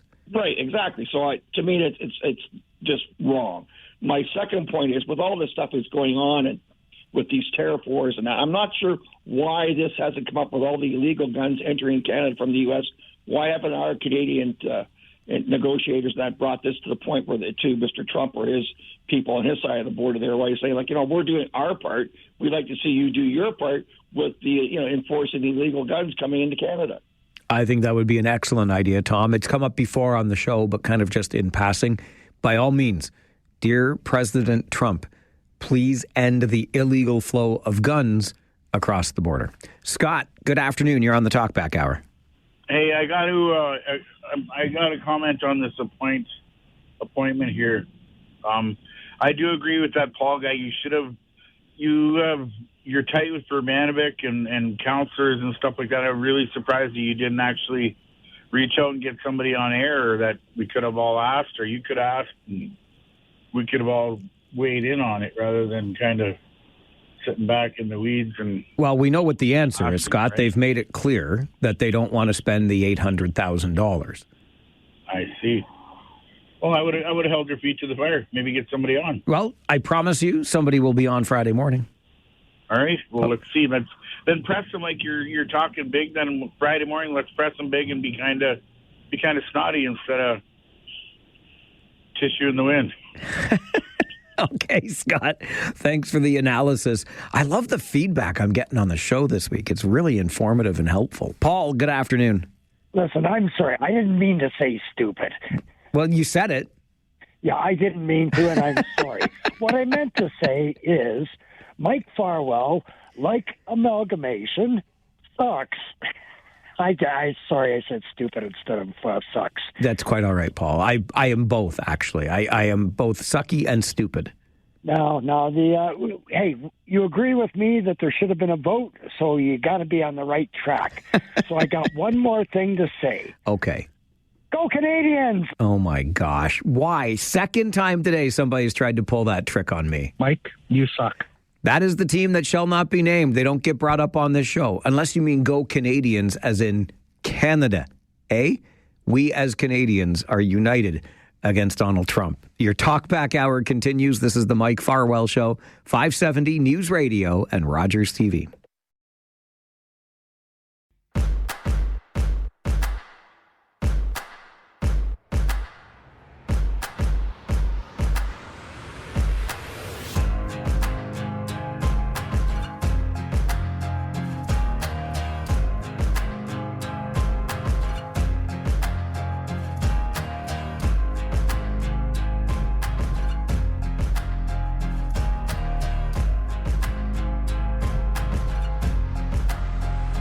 It is your opportunity to sound off every day from noon until 1 on the Talkback Hour, and right back to our busy phone lines. Bob, good afternoon. Good afternoon, Mike. I got a fun little thing to say to you. I think you might like. Okay, I could use a funny thing that I like today, Bob. You're on the ball. Good job. Okay. One, I'd like to make a little bet that the Sens are going to make it in the playoffs. Why does everybody keep bringing up these hockey teams that I don't like? Well, just hang on. Okay, so you want to bet that the Sens are going to make the playoffs? And if they play the Leafs, I'll bet you $10 that the Leafs will lose, and that $20 that I would win will go towards. I'm a senior, remember. It'll go towards your charity. Instead of you don't want to have to owe me money, you put it towards your charity. If I'm right. And if I lose, I'll send you $20 in, and you can put it towards your charity. Well, I like the idea, Bob. The unfortunate part is I never bet on my own team. I can't do that. Why don't we just both make a $20 donation to my charity? How about that? Oh, okay. Okay, let's do that then, because I can't bet on my own team. I'm sorry.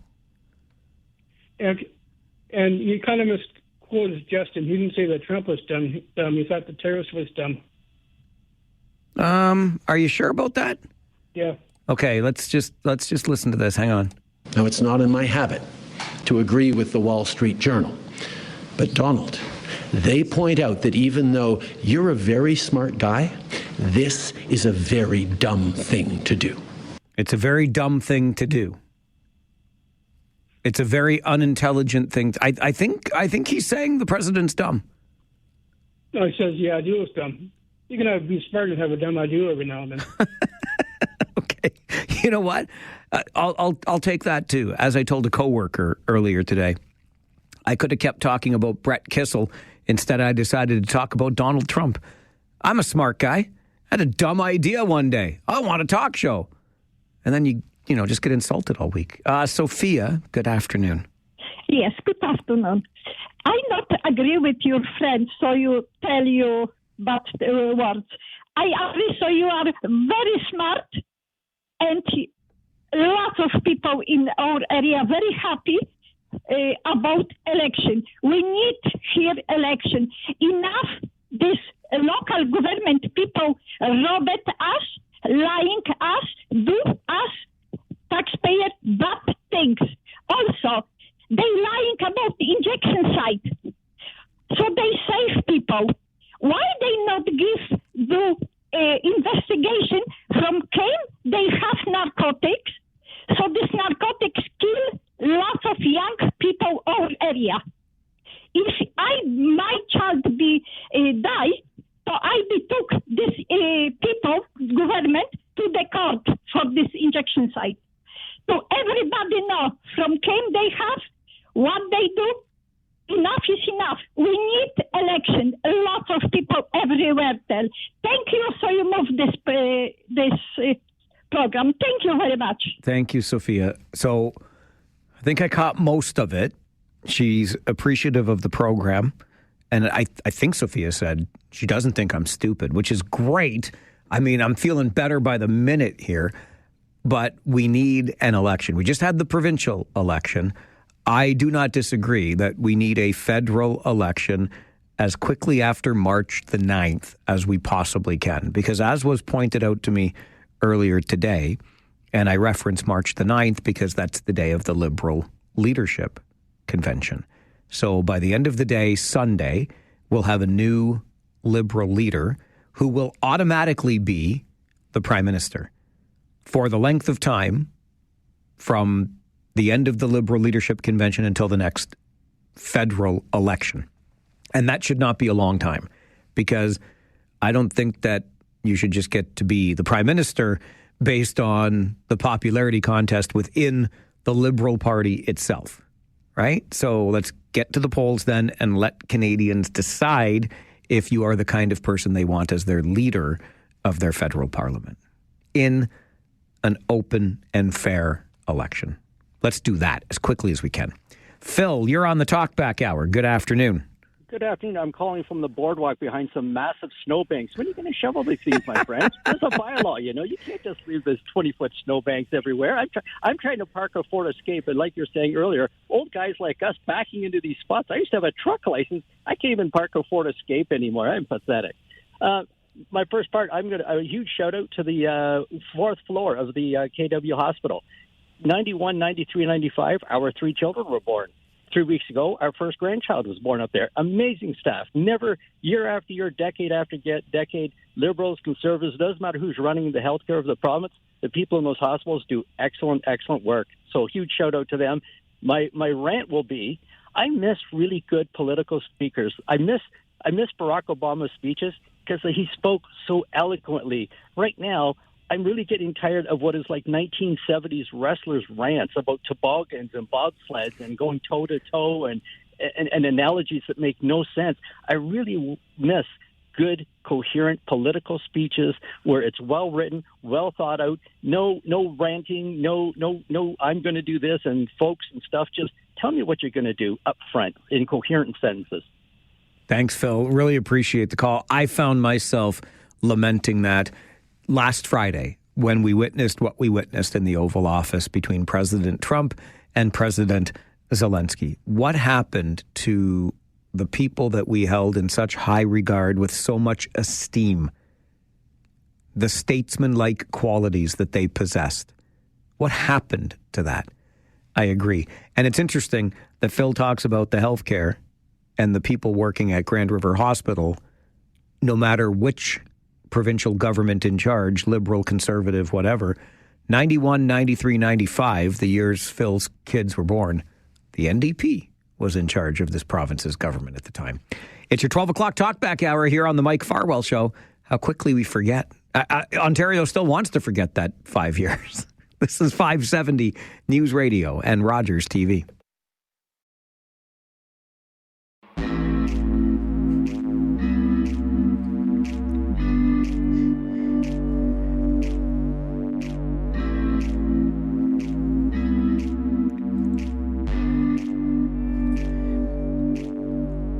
We do continue the Talkback Hour where you can tell us what's on your mind. Right back to the phones. Nathan, good afternoon. Hello, Mike. How are you? Nate Dog. I'm okay. How are you? I'm not too bad. 3 things real quick. First one, I've been having to go up Ira Needles for therapy appointments recently. There's a pothole that I swear I've seen in a movie before. I think it's called Star Wars. You know, the big trench on the Death Star? It's unreal, isn't it? Ira Needles, I drive every day, and I got to find a new way to work, but there is no other way to get here. Yeah, it's madness. It's absolute madness. It's terrible.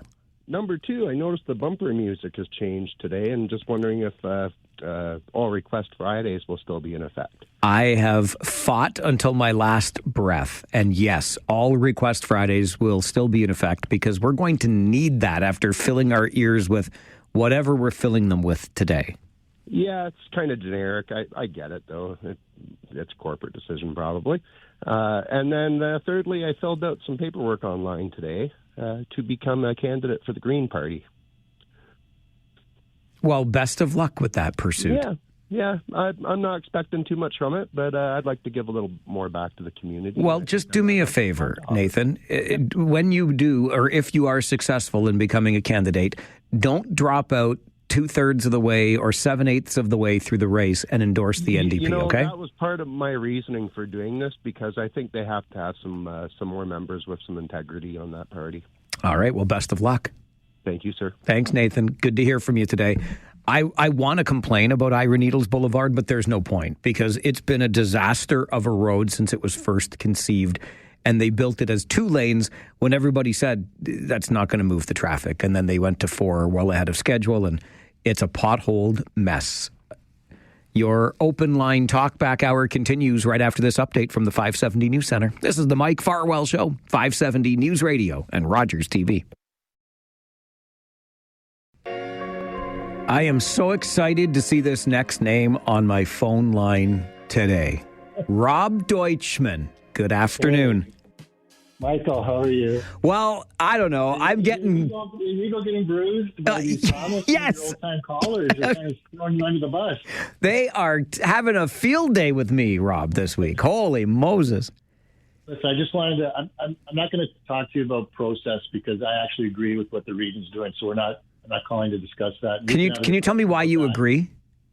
At a future date, we'll have a discussion about that. But what I want to talk about, though, is the Matt Rodriguez himself, okay? I just want to say, with all of this discussion, I just want to point out that the region and our region is getting an exceptional individual who is replacing me on council. Matt has a planning background. He is a person of exceptional character. I got to meet him during the campaign. He worked harder than any other candidate I know of during that campaign. And, he was an unknown, and to do as well as he did is a tribute to not only his work, but the team of people that were actively helping him out. And I think with some of the big planning issues that we have, with ION and everything else, he is going to be an excellent addition to that. And I don't want that to get lost in all of this conversation that you're having about supposed backroom deals and all that sort of thing. Matt is a great kid. Okay. I just wanted to emphasize that. And that's fair. I didn't hear that enough. Listen, I know Matt too, and I agree. I think he's lovely. But nobody said anything of a backroom deal, for starters. And you did. You implied it. It's cozy. They know him. Tell me the mayor of Kitchener, where Matt Rodriguez works, who tabled the motion to appoint him, doesn't know him. That's cozy, Rob. It is. No, again, we'll have a discussion another time about it. But don't forget, he didn't start working at the city of Kitchener. That was only recently. He was in private industry for a long time before he took that job at the city. And I'm glad. And look at this. Not only is he a good character, he took a leave of absence from his work. So he's taking a pay cut in order to serve the people of this region. I thought the same thing. It's very noble as well. I agree with that too. Yeah, so we're getting a good guy. We can talk about process, but let's remember, Mike, this process is permitted. So all of this is democratic because it is. No, that's the thing. If you want to change, yes. If you want to change the process, yes. Then you can advocate to change the process. Which is exactly what I'm doing, because it's an undemocratic process, Rob. No. It's democratic. No, it's not.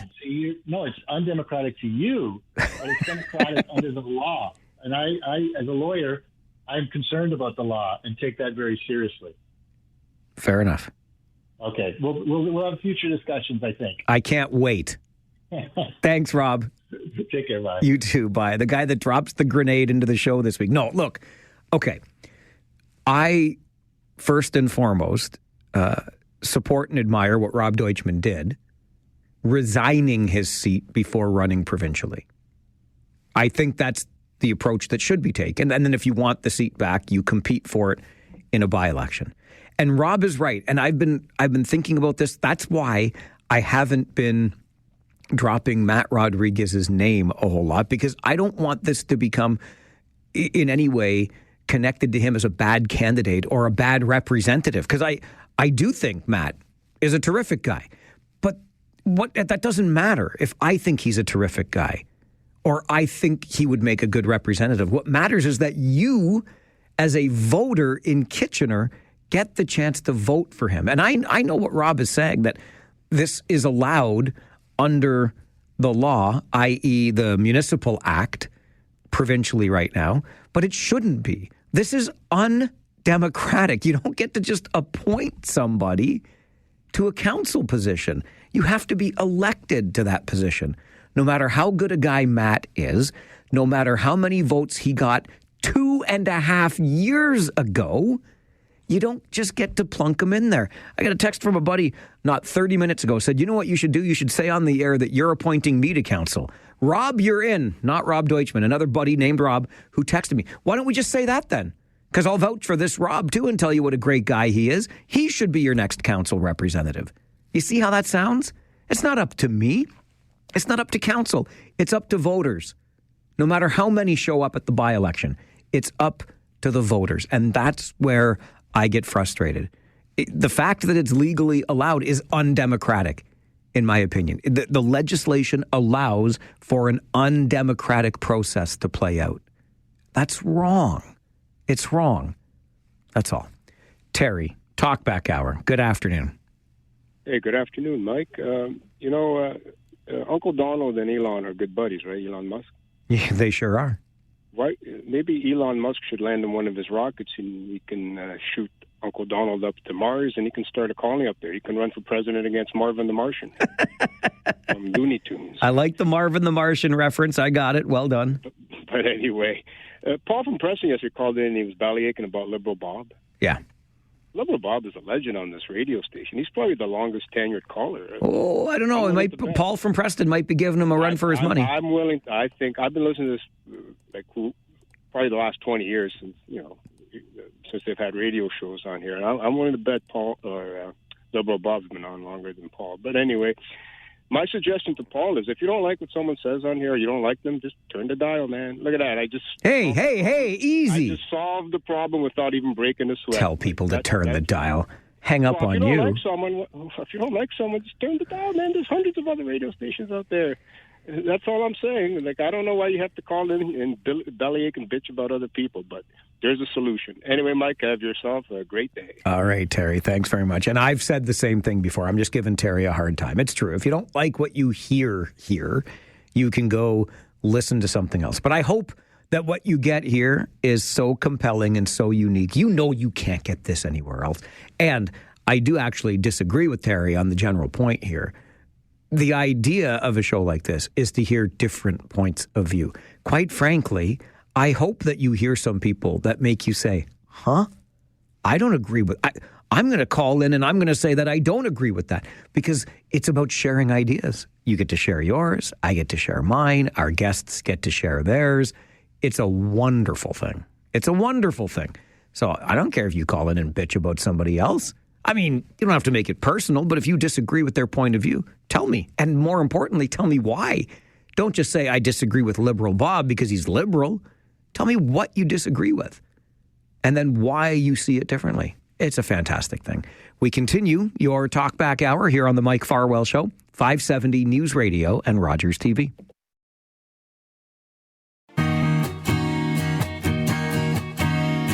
It is a busy Talkback Hour today, just the way we like it. Be a part of the conversation with a simple phone call.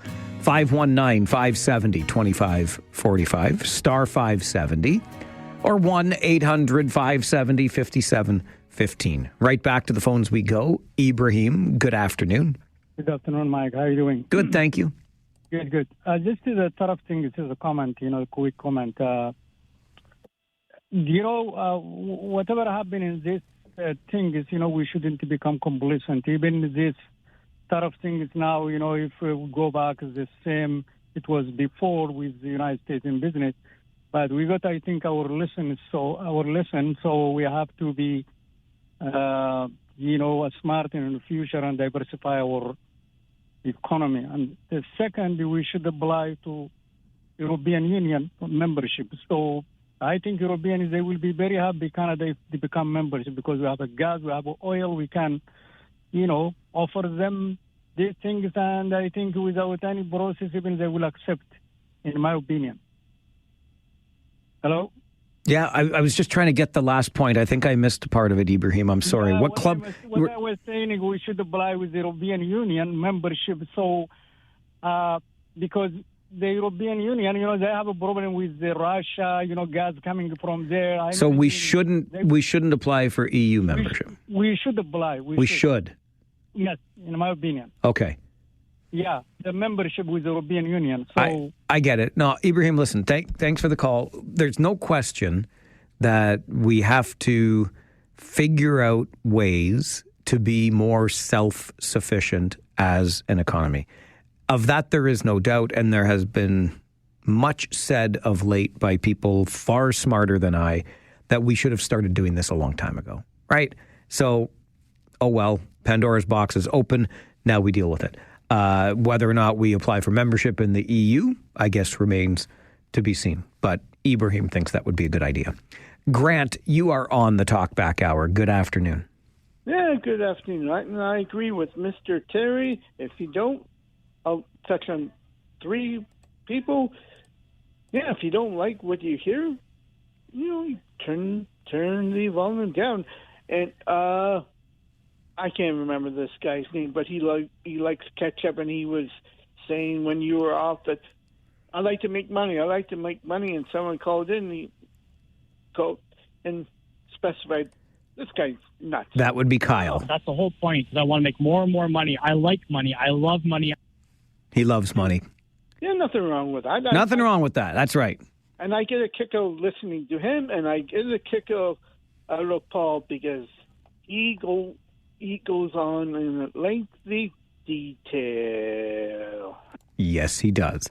Well said, well dragged out at the end. We have a usual cast of characters on this show, and we appreciate them. Francis, good afternoon.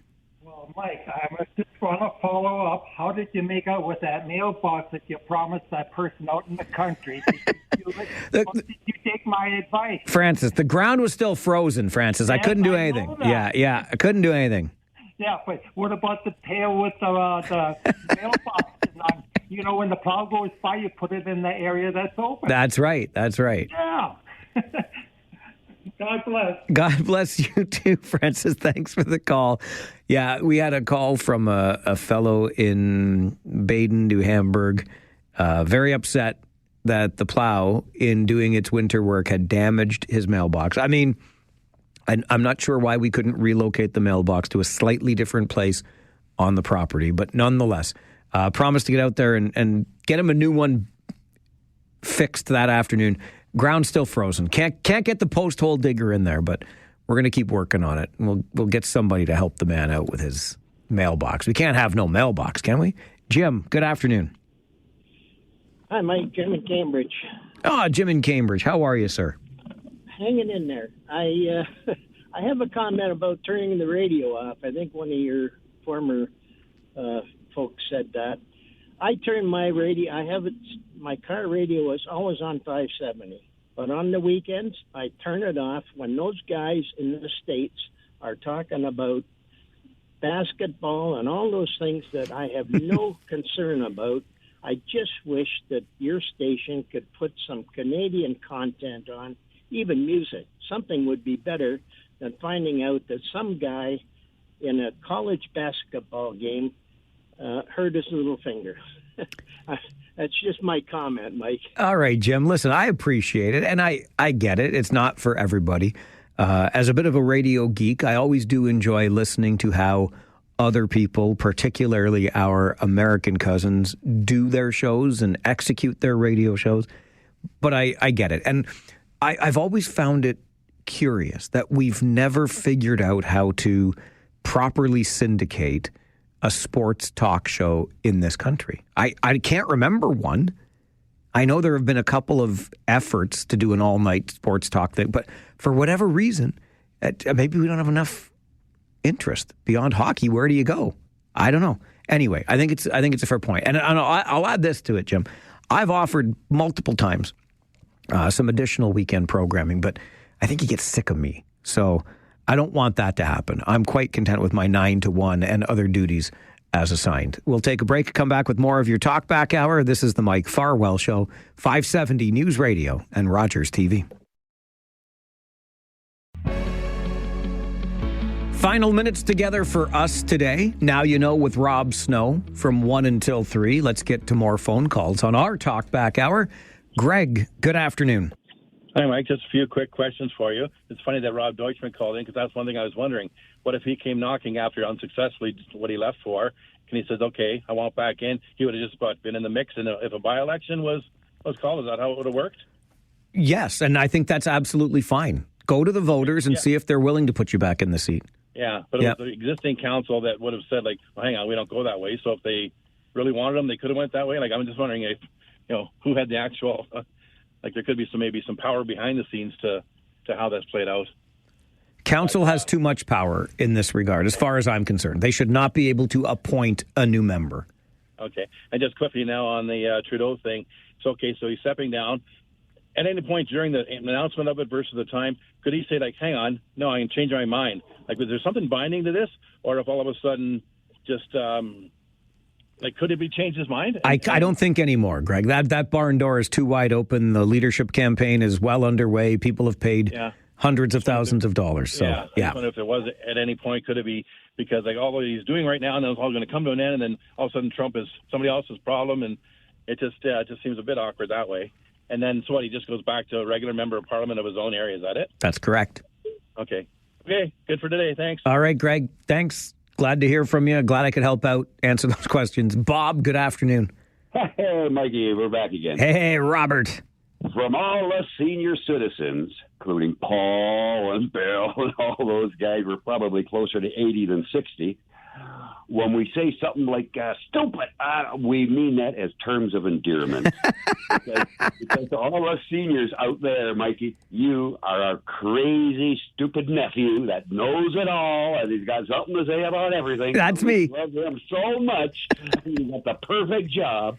So that's why it's just a senior word that we've been using forever. Listen. It encumbers everything. I am okay with it, and you slap me back into line anytime I need to be, Uncle Bob.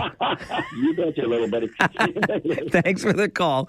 I appreciate it, and I'll just remind you. Mike, you suck. That was from one of our longtime listeners, a buddy. I thought he was a buddy. Called up this week, wanted to talk about something I didn't want to talk about, just like two people today who called in and tried to work in references to the hockey team that shall not be named. I don't know why I bothered coming to work this week for the abuse that I have suffered at your hands. I guess it's because that's what makes it fun, right? So let's do it again tomorrow, shall we? Our Thursday show will feature our first ever exclusively programmed, intentional Throwback Thursday. The City of Waterloo Museum is participating in this. We're going to take a look back at something interesting from our community's history on Thursdays on the show. A Throwback Thursday comes your way, and lots more on the show tomorrow. Now You Know with Rob Snow is coming up until 3 this afternoon. Devin Robertson, our guy on the other side of the glass. My name is Mike Farwell. Bye for now.